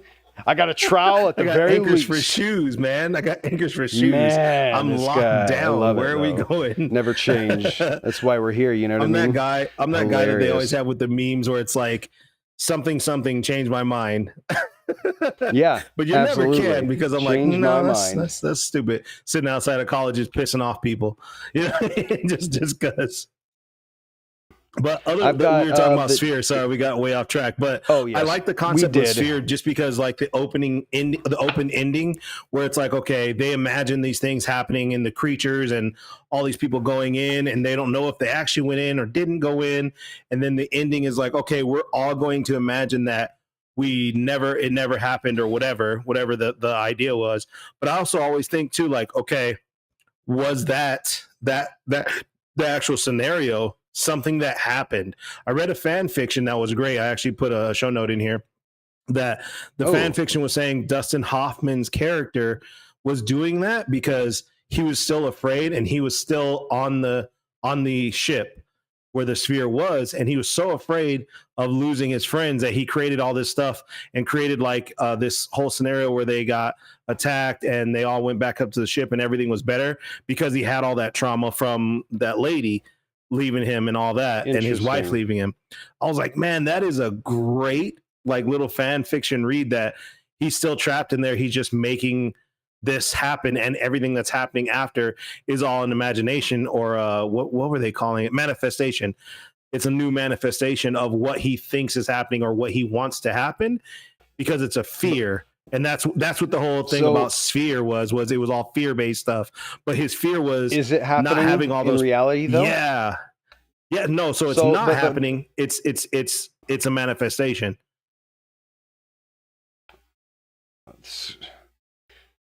But the manifestations are just hallucinations. All they can do is so. Let me put it this way, then. But no, didn't one of the so then I think I've just had a realization. I think I've just had a realization about that. What I'm thinking now is that they were never affecting the real world, but then that makes me wonder how Liev Schreiber's character died. Right? I was just about to say one of those characters died, but we don't know that though. But we saw her dead body, but they never saw the creature. It's almost like the fanfic is that as soon as they encounter the sphere, we're only seeing the thoughts inside Dustin Hoffman's head. No, we never know what anyone else really goes through. Well, no, just the ending. The fan fiction was just that the ending was just Dustin Hoffman's character's way of getting rid of the problem, because he always like ran from it and always ran from the issues and stuff like that. That's what the girl was saying. I forget the other lady's name in there. What she was saying, that he always runs from it. That's all you ever do is run from the problem. It's like, that's exactly what he did. He made the problem go away. He made everybody forget, because that's what he does. He always tries to make everybody forget. You know what I mean? And I was like, that was an interesting thing. But it also made me think like you're thinking right now, actually, where we never see the actual truth. We only see the manifestations. So the hallucinations, or, of one character or of all the characters, different perspectively, I should say. Because I mean, like, that one lady was afraid of the jellyfishes, so her manifestation was a billion jellyfish, right? But everyone saw it in the character, but there never really was. But in your theory, I'm getting what you're saying, and I'm agreeing with you. In your theory, we never saw it, and it wasn't ever a thing, and that's only one person's manifestation. It would be like the idea that they're never actually affecting the real world, that they're just psychic, and all of a sudden I'm afraid of something and I send it to you, and even though the camera was showing actually something happened, you and me just went like this. Yes, and we both imagined what happened. Just staring up at the golden sphere. We're all just staring at the sphere, and everything else is just the Matrix. So it's the Matrix. On. Right. It's the Matrix. I'm agreeing with you on your theory. That makes some sense. No, I'm getting some way. I don't believe that's how the movie's written, obviously, but we just switched it all up. I think that, it does make sense too. If the minute you look at it, you're now in this transic state. You're now in this transic state, and you're just gone, and everything that's happening is just a manifestation. It's not real anymore. You're now plugged into the sphere, and you're gone. Your consciousness and your fears and everything are all running inside the sphere. That's what makes the sphere grow. Eventually, it's going to envelop the earth, and destroy the universe, but that's a whole nother movie. I'll write it later, a couple years. I like that movie. I along with It'll be that, called you know what Batteries it Among reminds me Us. of? Copywritten. Nobody can change that. Batteries Among Us. Batteries Among Us. That's interesting. It's a I nod think I'm to gonna batteries call not included and they're Batteries Not among us. Included and Among Us. And they're Among Us. And they're Yes. Among Us. Interesting. It's a nod to both I was those movies. definitely Thank you. thinking like Wi-Fi Not Included, right? Right. Wi-Fi you not know. included. Exactly. So But that's really funny. I love that movie I for, was for just thinking of- that like yeah. open ending, you know, like that theory of using your imagination and being like, okay, the movie's over, and then you go back and you're like driving home, and you're like, wait, how then what happened to this character and how did this happen? Like, you know what I mean? You're able to spool up a bunch of different scenarios, and I love movies that are like that. Yeah. Just giving us a little adjustment right here. And then I really liked Event Horizon. Now, staying with the same kind of Ooh, theme. good one, yeah. Moving a little bit over to the horror side. Event Horizon is almost, you could say, what if the Event Horizon, that ship from the movie, the titular, one, is actually The what's it Sphere. called? The Sphere ship, exactly. Like look at how it works. Look at how it, Well- it do you know what I mean? What if it was like Yeah, that? yeah. I mean, yeah, it preys on your fears. Same kind of ideas. That That one it's all guy- because of accidentally traveling through the the Cenobite verse. You know what I mean? Such sights to show you. Do you know they're remaking that too, So- by the way, Hellraiser? But Clive Barker's remaking it himself again, right? Look it up. I can't is. say. Clive Barker is involved. They've changed some. Sure. Got people in upheaval. But I think that Clive Barker is actually the one doing it, and so that's why I've got some faith in it. Clive Barker, when he makes his own movies, it's really good. Again, I think I brought this up the episode where we had Drew on when we were talking about when I brought up Clive Barker. In my opinion, is like a modern day H.P. Lovecraft, except he can write a whole story. He can like actually complete a story. It He can, doesn't all those say things that. Anything about Clive Barker being involved? It says it's his story, but Okay, I thought that he was actually doing some bit of it too. But what was I going to say? The Clive Barker. All those times where H.P. Lovecraft would write something like, and it was just, I mean, so scary. I don't even know how to describe it. Clive Barker knows how to describe it. That's all I mean. he goes full detail and it's major it's detailed full out. detail and it mind fucks you. It gets in there and it says. I guess he wrote hurts. this one, so yeah. So he is Yeah, involved. okay, cool. It's like one of the last ones that he wrote. They're saying, but I had to like do a little bit of research on that. It's weird that they don't give him writer credits on IMDb. Like, what the hell? I think that there's a difference between writing the original subject material and then being the screenwriter for the film, and so IMDb may give a credit. It says David S. Goyer is the original writer, but then in the description it says the last remaining of Clive's work. Like, what? And then if you go look up, like there's other experts or excerpts you can read where it's he wrote it, Clive pass, but he didn't finish it, so he didn't finish it, so this guy basically finished it essentially. Did he pass? I'm a little worried all of a sudden. I'm not sure. But while we're thinking about that, while we're looking that up, I did want to bring up a couple other movies that kind of fall into like similar veins as this. We were talking about Interstellar. We're talking about. I brought up The Matrix only because of my theory that is the sphere just a matrix. As soon as you stare at it, you're stuck in it. Which, again, that is kind of how they show what you'd have to do with the mind if you go into an extended hypersleep or cryosleep or something. They show that in Raised by Wolves, right? They show Raised that by Wolves, the people all basically went into the Matrix for 12 years or something while they traveled. So yeah, essentially, yeah. I mean, and really, I think like the Matrix, it's going to be like, did you know, just Ready say Player we One. will have a Matrix? Not I don't think that we're going to have a dystopian world. I think that we're going to have an immersive VR system that we may be able to plug directly into our cerebral somehow. Cerebellum. You know, they're already working on things. Cerebellum, right? You know what I mean? But I'm too insane in the membrane to Sure. pronounce it. You know, I guess, I mean, we already have You know- VR helmets and all that stuff, so. there's a problem Why? with his medulla oblongata. Oblongata. Hell yeah. Oh man! I was But I mean, I thinking, think too, at some when point you're- we're gonna, yeah.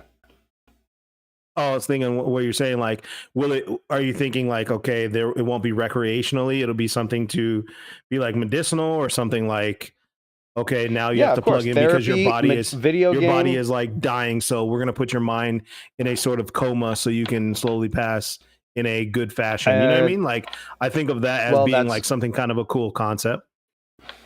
I don't know about the idea of like, are you talking about transcendence? Like we're gonna put your No, consciousness no. I'm talking into- about Okay, like a okay. medically induced coma, but you're not actually in a coma. You're just in this VR world where you feel like, wow, I'm just living out my time. I'm having fun and everything's good, and then you're gone. You know what I mean? You pass. I think that instead that could be- of that can living absolutely out be an your days application. in, you know what I mean? Instead of living out your days in a hospital bed in pain hair forever. sucks. Yeah. Yeah, right. Like that would be terrible. You know what I mean? Like I think of that as like the ultimate, like, oh, we're gonna let you live out in peace, sort of a thing. You know what I mean? I can see that. I can see it used for prisoners. I can see it used for all sorts of things. We mean used for prisoners, like there's- you plug them in. You don't have punishment? to worry about Punishment people kind of that- thing? Yeah, absolutely. Punishment. like you plug them in. immobilizing them. Oh, gotcha. Okay. You know, you can fit 20 human beings in a room all of a sudden, standing Yeah, because they're in a upright tank in of gel. their Yeah. exactly. Yeah, right. You know what I mean? And you also never have to worry about them. You know, obviously, hopefully, at that point in time, Is that justice humane, system though? evolves to. Is that more humane or less humane? Again, please, like I was right about to say, Chime I in. hope it evolves to a point where if we get to that kind of point in time, I hope that we are also at a point in time where what we throw people in jail, aka the floaty back to tanks. Star Wars again. You know, if there's any at that Well, I point, thought you were I'm going to go hoping the that Han it's Solo like, way, but carbonite. oh, that's carbonite. But why not? Why not carbonite? I mean, if we're anti-kill I think at that's that a point in time, I think personally you know, that's a better alternative. that's the for people Demolition like, Man way. Exactly. As long as it's not like exactly. Demolition Man, where all of a sudden, you No, I know, don't want you like to come our back. best cops I are want it- waking up like knitting, and you know, I want you to be frozen forever, and they put you out into space like Superman. What was that Superman 1 or 2, where they're floating out? And I don't know, because what if they put you out into space like Jason X? He still won. He's out Right. there still, right? Or they just I don't shoot you care and if you people shatter liked like it or glass. disliked I mean, it. that's I the way it saw works. the movie. Yeah, exactly. Right. It's full It was T2. real. You know what I mean? I'm looking Yeah, for John yeah. Connor. But I mean, I think of it like that. Like that's a cool concept. I think. I think that a completely immersive world, especially if you can plug in and it shuts off your ability to be like, Your you know, motor if skills, like you right? can just lay Yeah. there. Yeah, absolutely. If you can just be laying there and, you know, every time you think you're moving your arm, you're not actually moving your arm. You're just, you know, what is it? Your brain it's has just the happening sensation in a that it dream is. state. Yeah, in a dream state. No, but exactly. again, I get you. It's going to be different strokes for different folks because, man, I love my wife more than anything. But I Seems remember like waking so up much one day technology to waste. and she was crying because I accidentally hit her, I guess. I rolled over and I smacked her, and I don't know. And she was like, I woke up, hearing her crying, baby, are you all right? She goes, you hit me. I was like, what? In my sleep. I toss and turn when I sleep. You know what I mean? So, like, what do you do for people like me? You got to put extra drugs? Do people like me, you know, do we it's get... a deeper matrix. Do we fall under the spell? You bigger- the deeper bigger matrix, gel- yeah. bigger It's gel the- tanks. It's the, yeah. Harder gel tanks. That's it. So if you hit your hand, it's thicker glass instead of thin glass.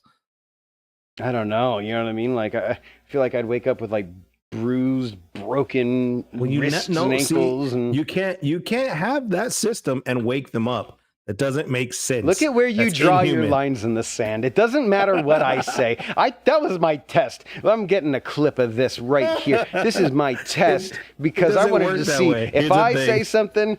If I say something, You can't be then woken this up. guy That's says, like, okay, why have a prison where you're going to spend all the time and money to house these people who are going to be there forever and have them waking I back up say soon? tomato, and he says tomato. He Onion. says potato, and I say potanion. Potato, tobacco, to basil. Exactly. Let's throw the whole thing out. No. See, the problem is you come up with concepts and then my brain runs with them full blast. Me too. I'm going full Cappy, blast. If we're gonna do this, it's got to work right.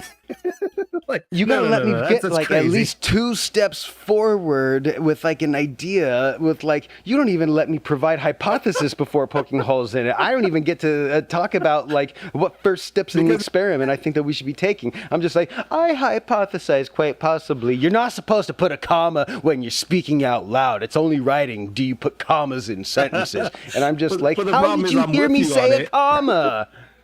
I'm with you on the Don't get me wrong. I hypothesis. like what you're saying.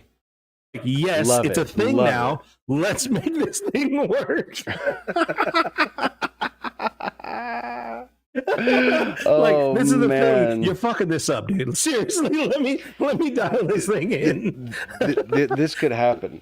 I remember one time you said that if you could bring any 2 people onto a deserted island, it would be me, and at the other time, there were 2 Jasons in like the immediate group, and so when he was like both Jasons, right? It was Easy. Jason Easy Fitz decision. because and Cap. Fitz was also in carpentry, and you're just like, I know that the house would be built to like code with him there, Yep, and it's gonna and be Cappy done there. right.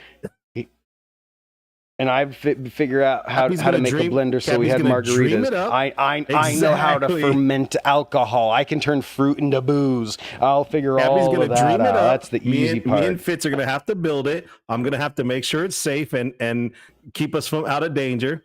And the island will now be a resort by the time they come find us, because they're gonna be like, how the hell do you guys have coconut electricity like Gilligan's Island? Oh, simple. Cappy came up with this cool idea to harness a couple gators and electric eels, and the gators bite the eels, which gives us power, but we have to feed them. See, and that's why my mind starts running with Cappy's ideas. Like, oh shit, no, you can't use gators, dude. They're gonna take and 2 then I start gigabytes, thinking Cappy. about I start thinking about the Mighty Boosh, and I'm starting to hope that I have my own Oh, that's a good Milky one. Joe. Yeah, Milky that's a Joe. good show. He helped me. He helped me come up with all of these ideas, Milky Joe. We got to run. What a great one! What a great one, the Mighty Boosh.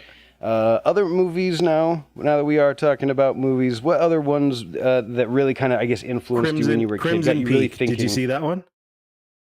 Is Not that more really recent alien one that movie? has? Yeah, with Tom Hiddleston, I believe, is in it. Mm-hmm.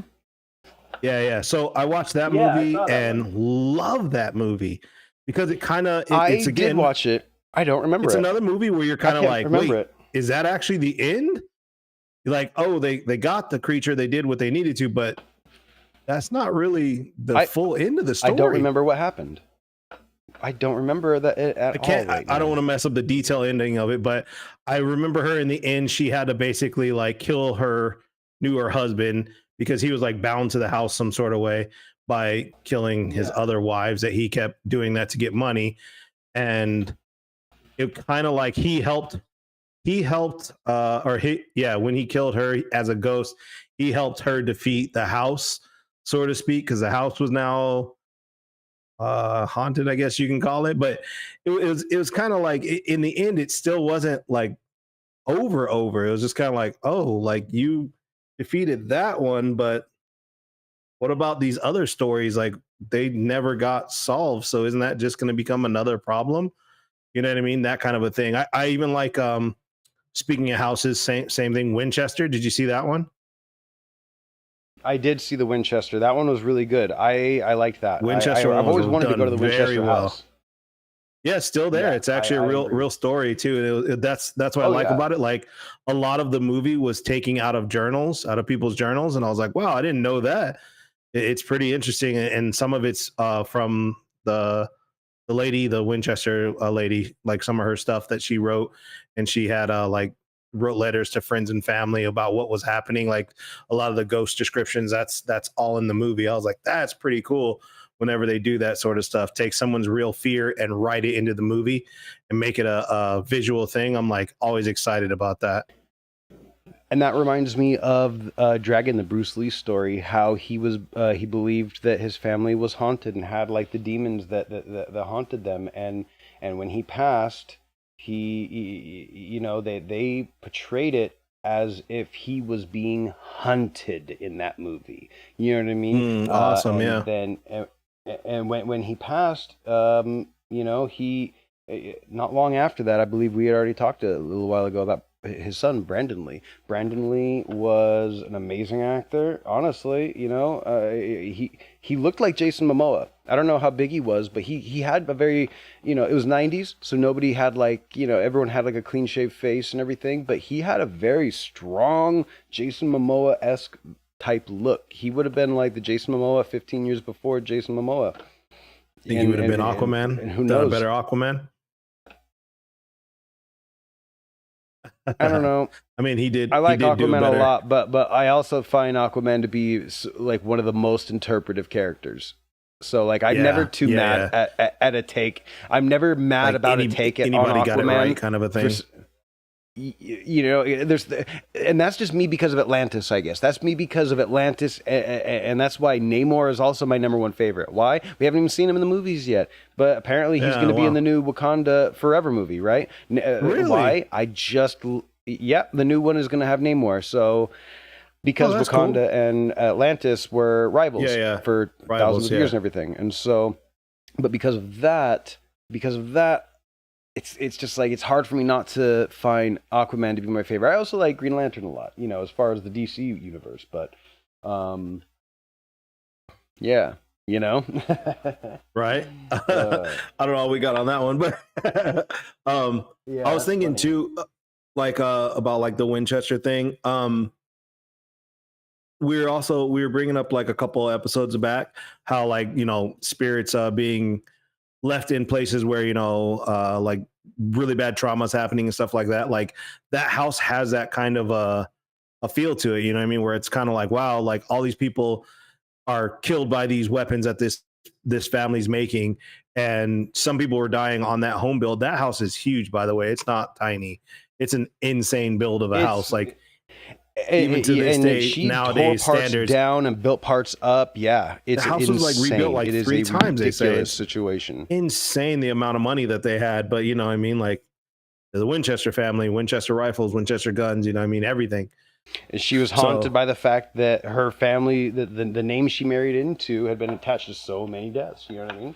And it's like, well, it leads me to believe, yeah, exactly. Makes sense. Like, man, no wonder why spirits are coming after her and she's afraid of this, and the feeling of that, like that makes total sense to me. It's kind of a crazy concept of that. That's why I also enjoyed that movie, because that still exists. Like, it's one of those movies where you're like, oh, okay, movie's over, like it's taken care of. And then I'm like, wait, that house is still there.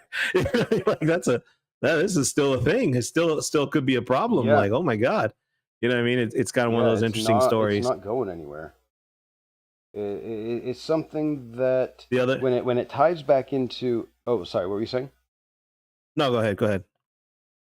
I was saying that like things that tie into the real world made me think of Pathfinder. Actually, Pathfinder. Like the story of a young Viking boy left in America, raised by the native population, and then when the Vikings come back and like, kind of do like, so you want to. It's like, we know the Vikings were here. We know the Vikings were here before. So like this kind of historical fiction. I like historical fiction as well. I think the historical fiction has its place up there with sci-fi. Any type of fiction. Again, when it comes to fiction, I always think that when an artist writes their version of, when Tolkien wrote about Aragorn, he was filling Aragorn with his idea of what heroic attributes are. And when he was writing, Sauron, he was expressing what this man's view on villainous acts are. So it's not so much you're reading like the truth of what a villain is. No, it's like you're peering into the soul of what J.R. Tolkien's view on a villain and a hero is. It's more of like, yeah, he's telling a story that His involves magical perspective. rings, Yeah. but you're learning the man's heart. You know what I mean? And so Yeah.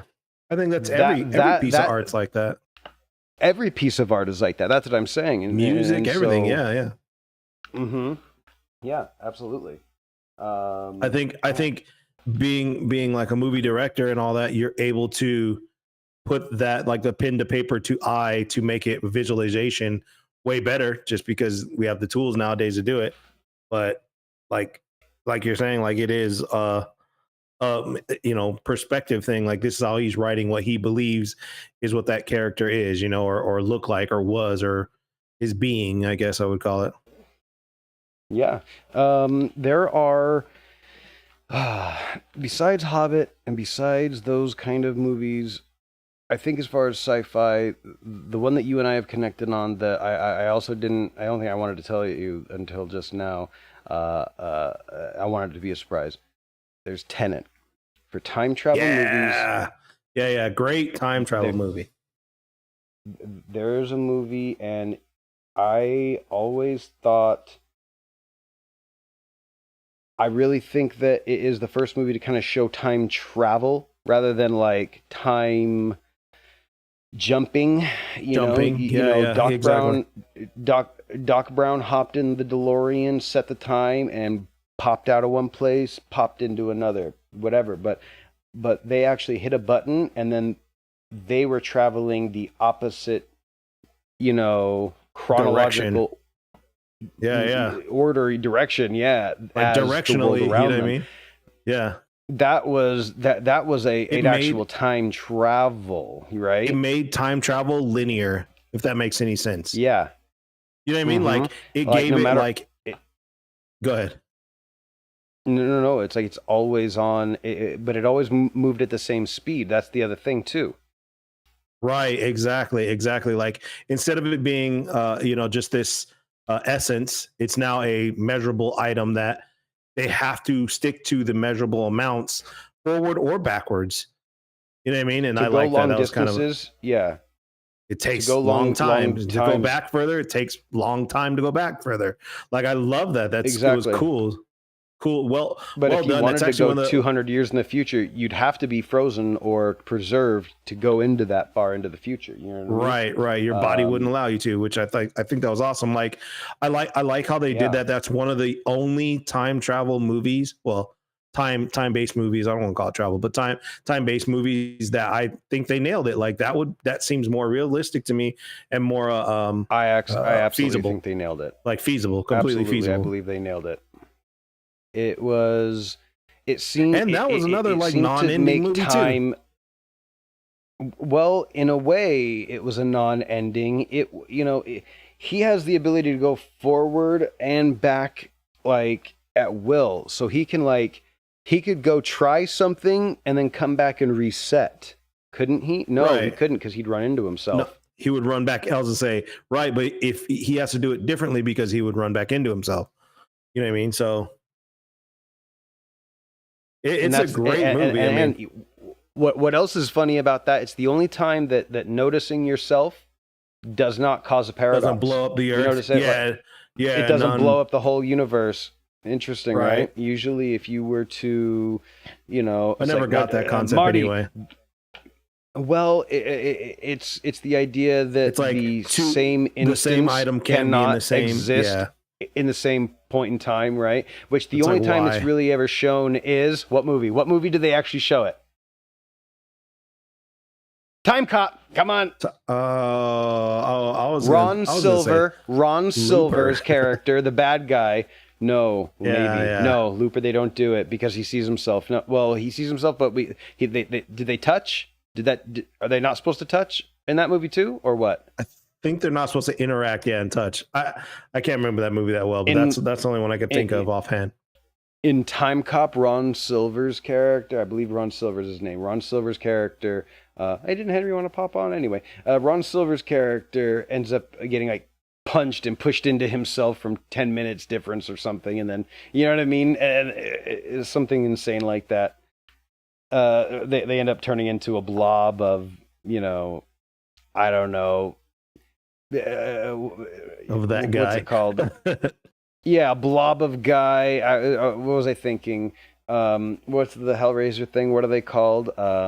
Cenobite. It's like Cenobite, KY. Yeah, Cenobite. You get, yeah, it's like Cenobite jelly. He gets turned into a whole jar of Cenobite Astroglide, and so that's basically what he gets turned into.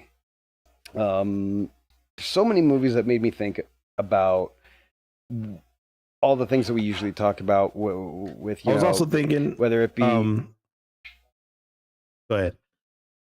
well, with all the things other- we usually I talk was about thinking with of like the another paranormal and the movie. alien things. Yeah, Yeah. But, you know, I was like all thinking- these movies I was that thinking we 13 go over. Ghosts. You remember that one? Exactly. Yes. 13 that one was Ghosts? great. I I'm a like big Tony that one. Shalhoub fan. I like Tony Shalhoub. I am too. I And, never you got know, into Monk, but I like Tony Shalhoub. Yeah. The reason why I was watching that one too was I was watching this documentary, or not documentary. It was like a little film on it was on Doug Jones. You know Doug Jones, yeah. He's like the monster character actor. Sounds familiar. He's the guy Doug in Jones, he was monster character. he was in Hellraiser. He was one of the people in there. He was in Hellboy. He was the amphibian guy in that movie. Gosh, I can't remember it. He was in a bunch of stuff. Hold on one second. Let me look it up. No worries. Hang on, but it's sneeze. Oh, Shadow I was of trying the to click Water. the mute button. Didn't work. Shadow of the Water. I don't Shape know of that Water. one. Excuse me. Shape of Water. The Shape of Water. Guillermo Yeah, del he's the Toro. amphibian. Yeah, he's the amphibian guy. did and you he say? does a lot of. No. Oh, I said no, that- Doug Jones. Doug Jones. He's also the amphibian guy in Hellboy too. Anyways, but this dude, Yeah. he does a lot of good character. Oh, you know another show he's in that you might remember right offhand. What We Do in the Shadows. You know the new one on The Hulu. Have TV you seen that show. one? Yeah. Yeah. Yes, I do. He's the Baron. I gotcha. Yes, I do know him. He's the Baron. I that did. guy. I have seen him. Yeah, he Yeah, is no, hilarious, and he is a great actor. He is. He's in so many good, Mhm. like weird one-off movies that you're like, man, this should have done so much better. And some of them did, but it's like he's a great character actor. I was watching a documentary where a guy was like, Doug Jones should have played this part in 13 Ghosts, and he would have made it better. But he was doing some other movie and couldn't. And they had to like rewrite the whole script for it because they're like so set on Doug Jones doing it. And I was like, that's awesome that someone got caught up in writing a character for one actor and then was like, scrap it. We're gonna put in a new character. You know what I mean? Like, who cares? Yeah. We're gonna change it up. And that movie was great too because I like the whole idea of being able to like use a old technology with a new technology to hold ghosts. That was cool idea to me. What an interesting concept, huh? Just glass itself, right? Glass itself. No, it was Or was it it was there was some like saying It like was ancient clockwork? Aramaic or something. No, some like ancient sayings that were Okay. on the glass that could hold in spirits, but the machine was designed by like old time like Galileo, you know what I mean? And that was Yeah, designed to that's hold in right. spirits because he was trying to bring his wife back, but then he found out, oh, I can hold spirit. It was great like like well, he was trying to find a way like to chain it together. immortality. Yeah, he was trying He was to trying like to find a bring way him- to immortality, but Right. he trapped the guy's wife. He trapped the wife of the guy who was there or something. Yeah. Right. Yeah, see. I love that movie no, I because never- it has all that like technology sort of based with Ghost Hunter kind of stuff. Like, I love that idea. Like, they were all skeptical, like, no, that's not what's happening. And the only Yeah, part no that one wanted to cheesed it believe out. it. Yeah, the only part that cheesed it out was like, hey, put on these goggles. I'm like, God dang it. You guys should have thought of something else. The ghost The goggles. goggles. Ghost Yeah, goggles so you are can kind of see. cool, man. You know what I mean? I hated it. It's I hated like, that part. put I was 'em like, on. it should have been something else. Like, hey, look through this It's looking like glass. I'm augmented like, reality or something. it's like, oh, That's you can only funny. see him if you read through this ring. If you know what that reminds me of. Yeah. You know what I mean? Read Don't through even the say it. I don't ring. want to get. I don't want to get Hang kicked on. off. Wait. Nope, don't say it. Man, I'm okay. being serious. Don't say it. I want you to text it to me because my brain's not doing it right now. You remember I South can't Park? figure out Dum which dum one it dum is. dum dum. Gotcha. So, like Okay. we're saying about Pete. Red Bull, the one drink that only Subject makes your pee change. hurt when it's leaving your body, but it feels good when it's coming into your body because it's not Red Bull pee. Pee from a bowl. I got that another is red movie for colored. you to make it easy to Hey, switch. good. Thanks. Did you like that movie Arrival? Arrival, that newer one? Uh-oh. Oh, I'm Uh-oh. sorry. I was thinking of The Arrival with I think it's just Charlie called Sheen. Arrival. No, not Charlie Sheen. with not the Charlie Sheen one. Okay, that one though. Anyway, but yes, the new one where Hawkeye and Lois Lane had to talk to aliens, right? Oh, God. Yeah. Am I right? Oh, okay. Just making sure I'm right. You're dead on. I was just laughing because that's the way they described Hawkeye, and Gotcha. like he's done a lot of movies. The Hawkeye Yeah. dude, I don't know. Typecast him, so but funny. yes, you are right. You are right, 100%. That's funny. And they talk through the smoke and Okay. figure out its language and all that. I love that movie. That was a cool movie. It had a couple holes in I it, like but I that was like, one a lot. man, it was fun to watch, and it was an interesting I concept. think everything has besides, holes in it. If that's what of you're course, looking for, of course, you it's a know? sci-fi movie. I always look for holes. That's It's what a I do. We sci-fi just discussed movie. this. We just discussed this. Yeah, I believe it, and then I'm know, like, but you keep. I forget- It's so funny. I forget That's the other funny. movie. What's the actress name in? And you should know this. The Star Wars chick who was Carrie Fisher. Princess Amidala. Oh, no. okay. That's the Natalie Portman. Natalie Portman. What movie? Which one? What was that Which movie ones you where mean? it was a sci-fi movie where she went into like this crystal looking glass stuff and it was a whole nother world to find her husband. I'm gonna Oh, look it up. Annihilation. Annihilation. Yes. And that That was movie yeah was with great, Oscar too. Isaac. Yeah, I that movie enjoyed was that one. Great, I found it to man. be very good. You know, at the end, we're all kind of left questioning if she was become an alien or not, because it doesn't Right, seem you're right. like he was too sure. He's just like, I'm not, no, are you? And she's just like, well, you look like my husband. Well, I don't want to say anything. So, Yeah, you know? exactly. I love that. I love So- movies like that, and those are great I like movies that showing a bit of evolution too, sort of. Where like they're showing like that bear, Adaptation or forced, you know. Excuse me. Yeah. Force. You know, like, it's that like was cool how I it was feel like they meld with the alien. You know what I mean? That was awesome to me. but that kind of reminded me of Sphere in that when you walk inside the shimmer is the sphere. Shimmer, You have to go yeah. inside the shimmer, and then once you're inside, you're able to basically do these things. You know, as a human, we naturally see faces in things that don't actually have faces. Like, oh, look, the way this tree grew, that looks like a face, but it's not like. But we as humans, because that's how we are, we were actually affecting everything. We were the one. Our consciousness was changing it, but there was also a consciousness in there trying to learn us. So I mean, it was different, is what it seemed. I never read the book either. Again, the book apparently is different. Again, go figure. A book and movie of the same title being not Be the same. Impossible. But yeah. I mean, it just is what it is. So, you know, I liked them. Yeah, I thought it was good. I love that one. It reminded me a lot of Sphere. Honestly, I thought it was Really? like a modern it wasn't- day. Yeah. It was more like it was to me. It wasn't more Sphere. It's more like Body Snatchers. Or there was another movie where I can't remember offhand right away. They could Oh, I do remember. I don't know why I just said that. That was stupid. The Thing we were just talking Yeah, about it earlier. was. Go on. Sorry. It was well, the it thing was about it is, exactly though, like is- The Thing. You know what I mean? Like the alien could turn into them, but not replicate the gold and all that stuff. So it was kind of off. You know what I mean? And then the first couple tries of them replicating into a human was a complete disaster. Yeah. I love that. In Sphere, though, they all become suspicious of each other in that same, because they all have become alien in a new way to themselves, even. Are and different. so Yeah, to each other as well. And so when that happens, they all start looking at each other in the exact same way. The same atmosphere arises because of, again, that which is Disbelief? other, yeah. One I mean, of well, these things look, are I not mean, like for the other. for them, they were still apparently human. It said, but trash slash basura on there, and it was just something. Again, it was like when they say that technology of such a higher order would be indistinguishable from magic, right? You know what I mean? To what do they say? Right now, if you gave us a time machine, if I were to look at it, I'd be like, where's the USB port, huh?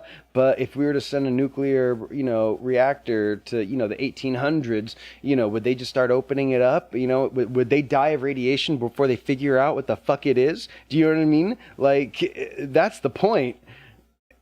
You see, like, if we just sent them, I like, guess, hey, yeah. this is I think. this is how to. I mean, This is the curiosity. key That's to exactly how. powering.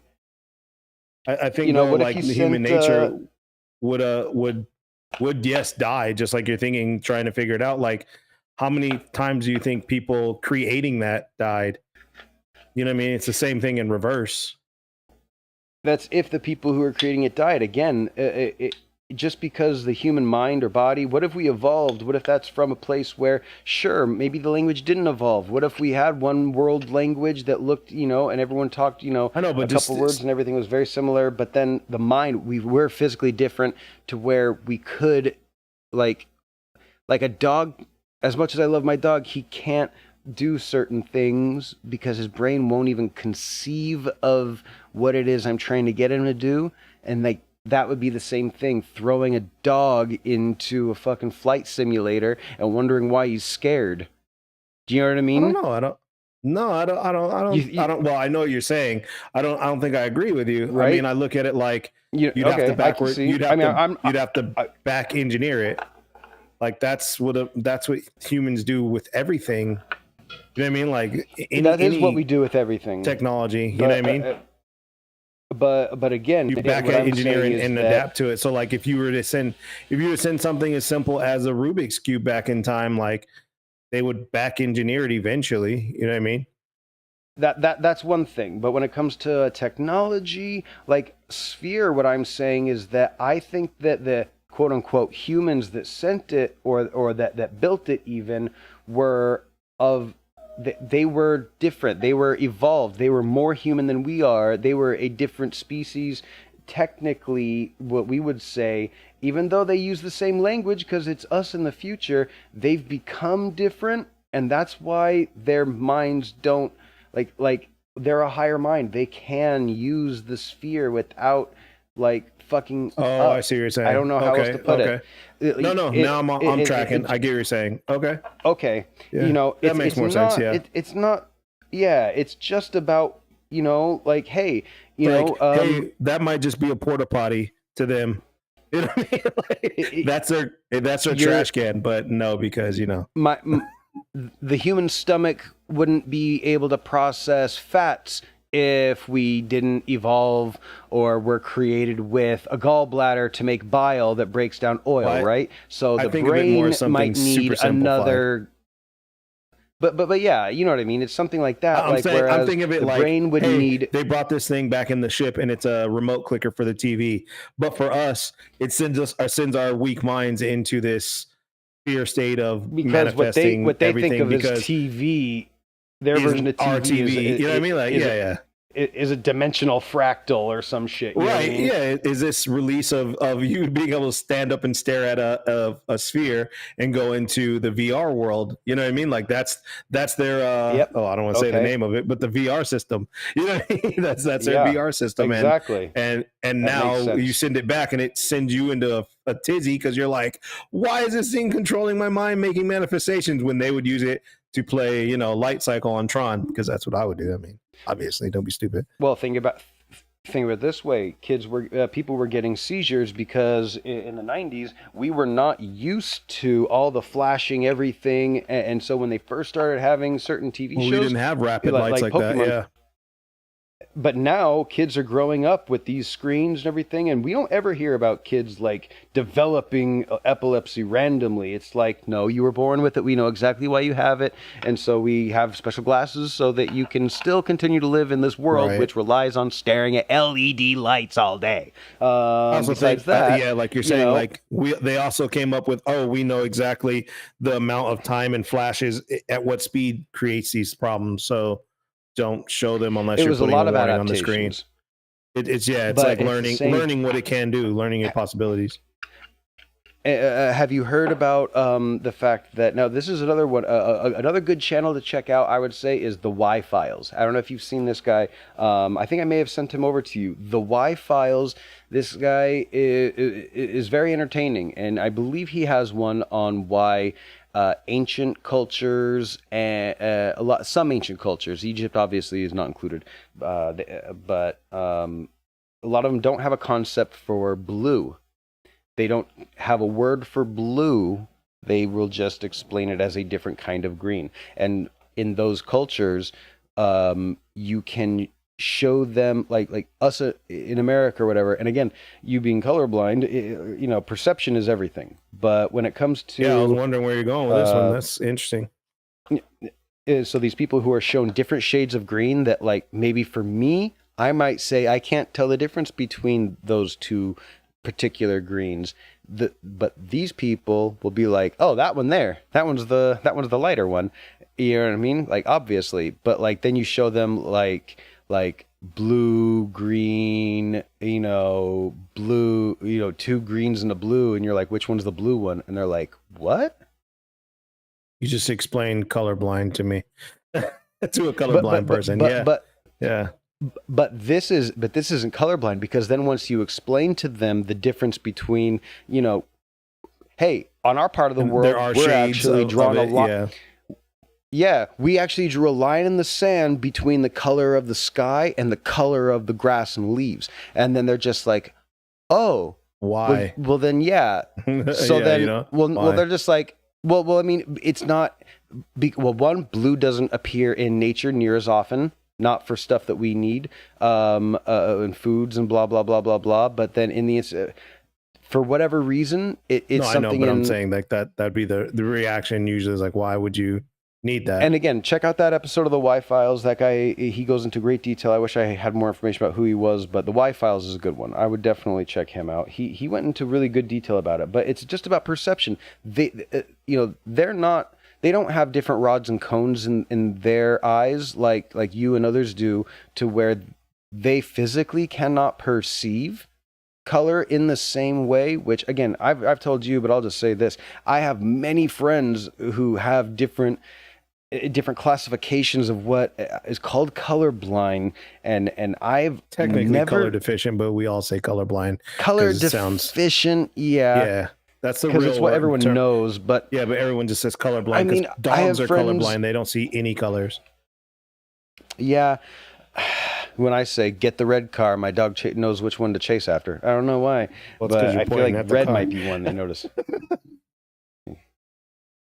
Can you let me That's live? just me I arguing. That's love just me this arguing. dog. I'm just I arguing. know, with you. I know. And Jet is a Don't smart draw a dog, line in so the sand here. he, kn- he Jet knows is a he smart knows the dog. shade of black that's red, so he knows that. I believe that anyway. I've seen him He's draw like, that his shade of own black name is definitely a red. when he was taking kanji class. He learned how to it was kanji calligraphy. He wrote my name, and apparently Jason looks as the same symbol as a sword in Japanese. So thank you, my dog. He only learned the one symbol though. Sword. Exactly. Yeah. You know what? It did look like the same shape as a treat. Anyway, moving on. Everything is bone. I What the forgot hell, what we were man? talking about. Everything's are bones. It's so funny. Man, what was I just saying? The higher mind, the lower mind, the evolution thing. Oh, I lost it, man. It was there, and then I started thinking about my dog.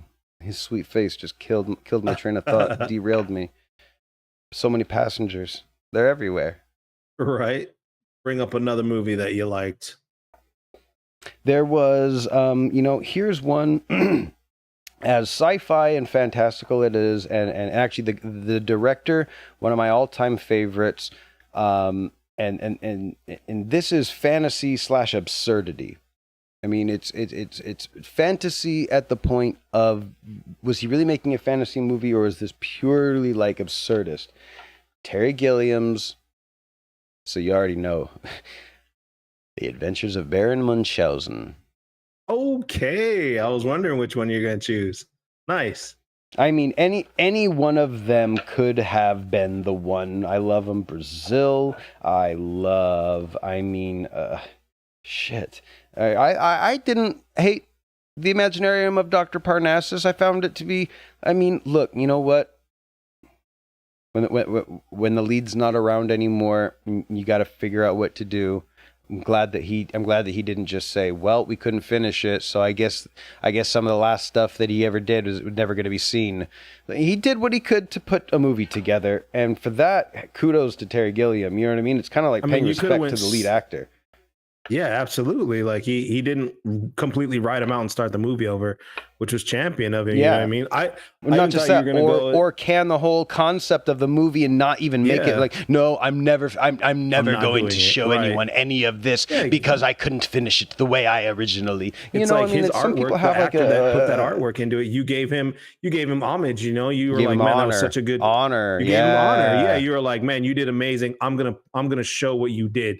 I'm gonna show your art, your craft, instead of just being like, can it? We gotta start all over. Also, he was killing it. He really was. Did you know he wrote on? And I just found this out. He wrote in Meaning of Life too. He was a writer on that, and Monty Python: Search for the Holy Grail. Well, yeah, he was. Well, he was. So he's part of Monty Python.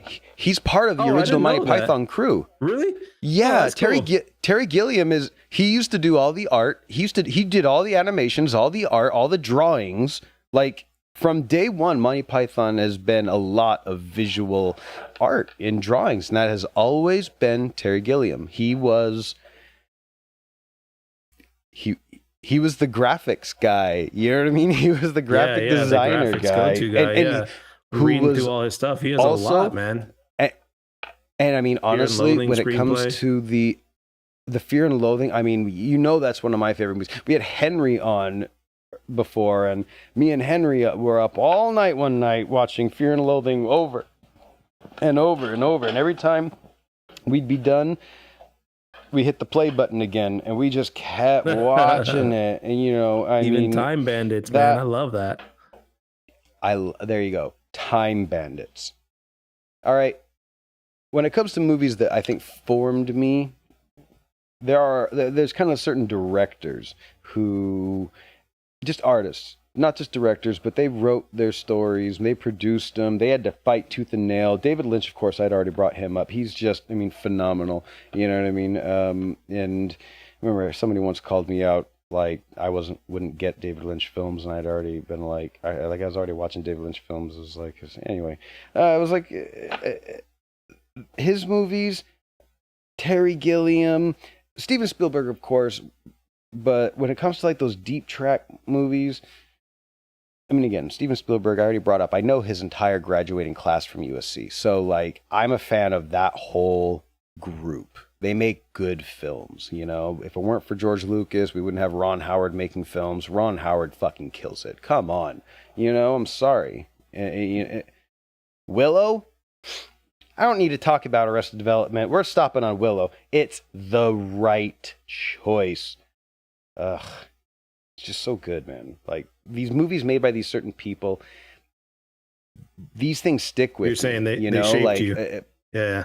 Other directors me, you know, like, and helped me like start thinking about like what I don't know, just the world. They built their own mythos. Yeah. They, you know, George Lucas has gone on record as saying when he made Star Wars, he was trying to build a mythology. A complete mythology. Yeah, and he makes did. you question everything. It's awesome. I mean, I have the same thing with like Gene Roddenberry and people like that. Like, exactly, they wrote this. Yes, exactly. They wrote this huge, he's on my list fantasy world that spans foreverness. You know what I mean? Where you could make it whatever you want to be and however you want to be because that's the way I wrote it. And then it made me look as a kid like, wow, there's so much more to this world than just what you see. You know what I mean? And I like that's also why we're doing the podcast. I was just thinking about it too, because it's exactly. like we're one of those people. We were talking about this off camera too. Like we're those type of people that's like, you tell us something and we're like, I want to believe it's true. Prove it. Like, yes, yeah, let's go. Let's do the research and prove it. You know. I know I come across as a skeptic when most of our episodes are dealing with aliens. Are they real or not? Hey, are there really past lives? And as much as funny, I thought I was going to become the true believer. Elgin was going to be like the skeptic mentality. I find myself very skeptical, even though I very much want to believe things. Even so far as to where like I completely believe in aliens. I just don't, and I completely believe that some of the things that we see in the sky don't come from this world, but I still don't know enough to say that there are aliens piloting them. Right. What if they are drones? Or we have what is drones an in our alien? own technology, right? Yeah. Like, and it doesn't make sense for an organic being to take the risk of interstellar travel. Yeah, 100%. If you know what I mean? So I mean, ultimately, if you can open up a portal and it's just a moving Stargate, right? So imagine if the Stargate had a spaceship, like a telescope. Yeah. And then, all right, now there you go. I put the Stargate on Mars, and now we stay here the whole time. And ding, hey, the spaceship just got to Mars. Oh, cool. Hey, you guys, you want to go through the door? And we go through the door, and over right through here, we open up, we walk out my front door, and we're on Mars now because, well, the Stargate just got there. And then once we get there, we're like, we have to take the Stargate back home. And you could just send your Stargate anywhere, and you go through a folded space, but you have to physically send the item. It's the same thing like Lost in Space, the William Hurt movie, rest in peace, William Hurt, where they were built. Yeah. They had to go to Alpha Centauri to build the ring. There had to be an end point to the wormhole. Yeah. I like that idea of having to build a stable beginning and end point. You know what I mean? It's a tunnel, it's all theoretical, not a hole. Right. Exactly. It's not just a floating it's a straw, not a hole in space. Yeah. It's like, okay, well, if you just opened a random hole, what's to stop it from getting out of control? Right? What's to stop it from getting bigger or imploding and then sucking everything in or becoming unstable? Well, if you have a device that contains it. So those sci-fi things made me think about that. Again, I've mentioned Sliders, that TV show that I love.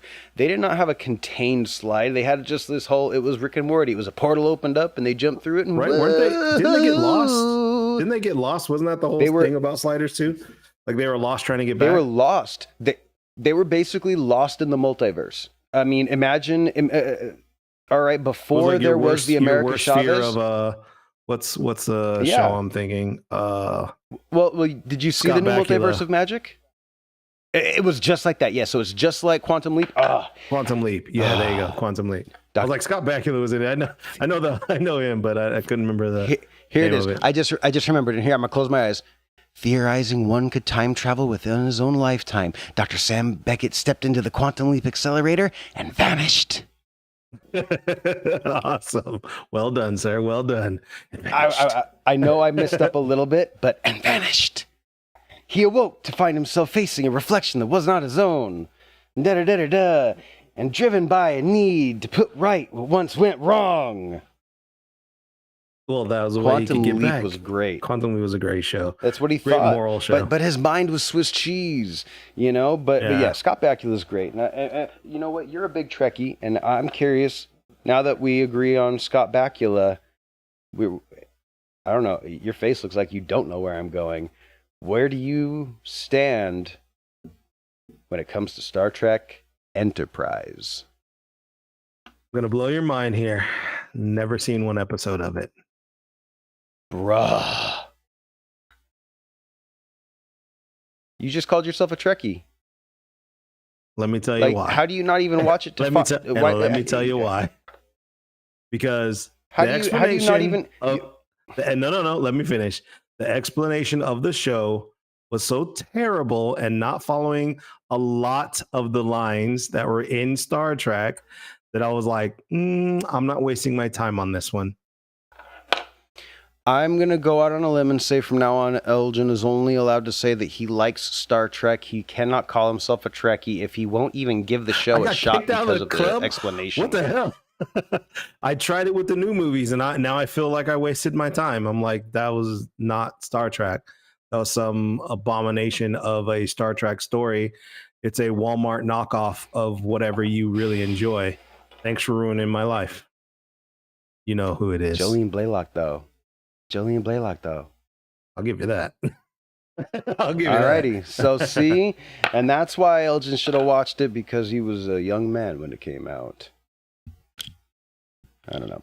You know, I think that the Gene Roddenberry stories are good because they're expansive. Like you were saying, you know, all these different timelines, even though you apparently pick and choose how to be a Trekkie. Whoa! And, Hey, you know, that's don't use that. Don't I'm use just that joking. word. Look, even the Christians kicked out a bunch of books of the Bible and claimed that their reasons too. So whatever. It's the Apocrypha Right. Now. These ones were not inspired. You got to use. You All got to right, use what's sure, useful to you. That's why whatever. it's useful. Yeah. Use what's useful. Sure. Use what's useful. Okay. That's why it's Okay. useful. So, but you like Scott Bakula. Who doesn't like Scott Bakula? Come on now. Then give We the just bands said the Quantum respect Leap. and patronize his show. I will Patronize when the I'm show. on my dying deathbed. And What? they What if- rewrite it. What if you? I'm just kidding. What if you don't have? What if J.J. Abrams comes out with it? Come on, that might be the one. Nope, because you like stop. no, He would yeah, no. just to Listen, take the knife in my because back. you always hate what he does. So if he does something to something you already expect to be just so like how bad could it be? Then he touches it. What if that's the key? What if that's the way to turn you? So what you're trying to tell me into an is Abramite? he eventually so much negative that the double negative becomes a positive is what you're trying to tell me. He finally cracks the code and brings me back. Do you in. remember when Mr. Burns went to the doctor and they ran the blood test and they said, you have every single disease and they're all fighting each other, keeping you alive. It's like everything is trying to jam through a hole and they're all stuck. And you know, Mr. Burns says, so what you're saying is I'm immortal, or it's just like, he's like, I have immortality. And he's just like, no, I'm not saying that at all. What I'm saying is, and Mr. Burns goes, immortality, or something like that. I mean, right. That's the kind of thing, those things stick in my mind. Those little tidbits and shits and stuff. Man, I could probably talk about movies and TV shows forever, but I think this is as good a time as ever. Sounds good. Thanks for Aiden for coming on. Appreciate it, man. Hope to have you on. Yeah, we got to have him on again. That was great. Yeah, he definitely helped me think of the idea. You came up with movies and how it relates, and I was trying to think about like what movies particularly, and I asking him. I've been trying to get him to come on. He said that one, and boom, I was like, it relates. It is the ancient aliens theory. It's like it's pertinent to everything people talk about these days. You know, and it's been going on. So we have that going on. This week we're gonna be doing all sorts of things on social, and you know, trying to find out what everybody might try to reach out like and to touch see everybody next coming up and get a listen to you. Yeah. And, thanks again for joining. You can find us everywhere at 9 midnight. NIGHNIMIDNITE. I'll just read it off my screen. There you go. That's funny. Thanks again. All right. Well, thank you, everybody.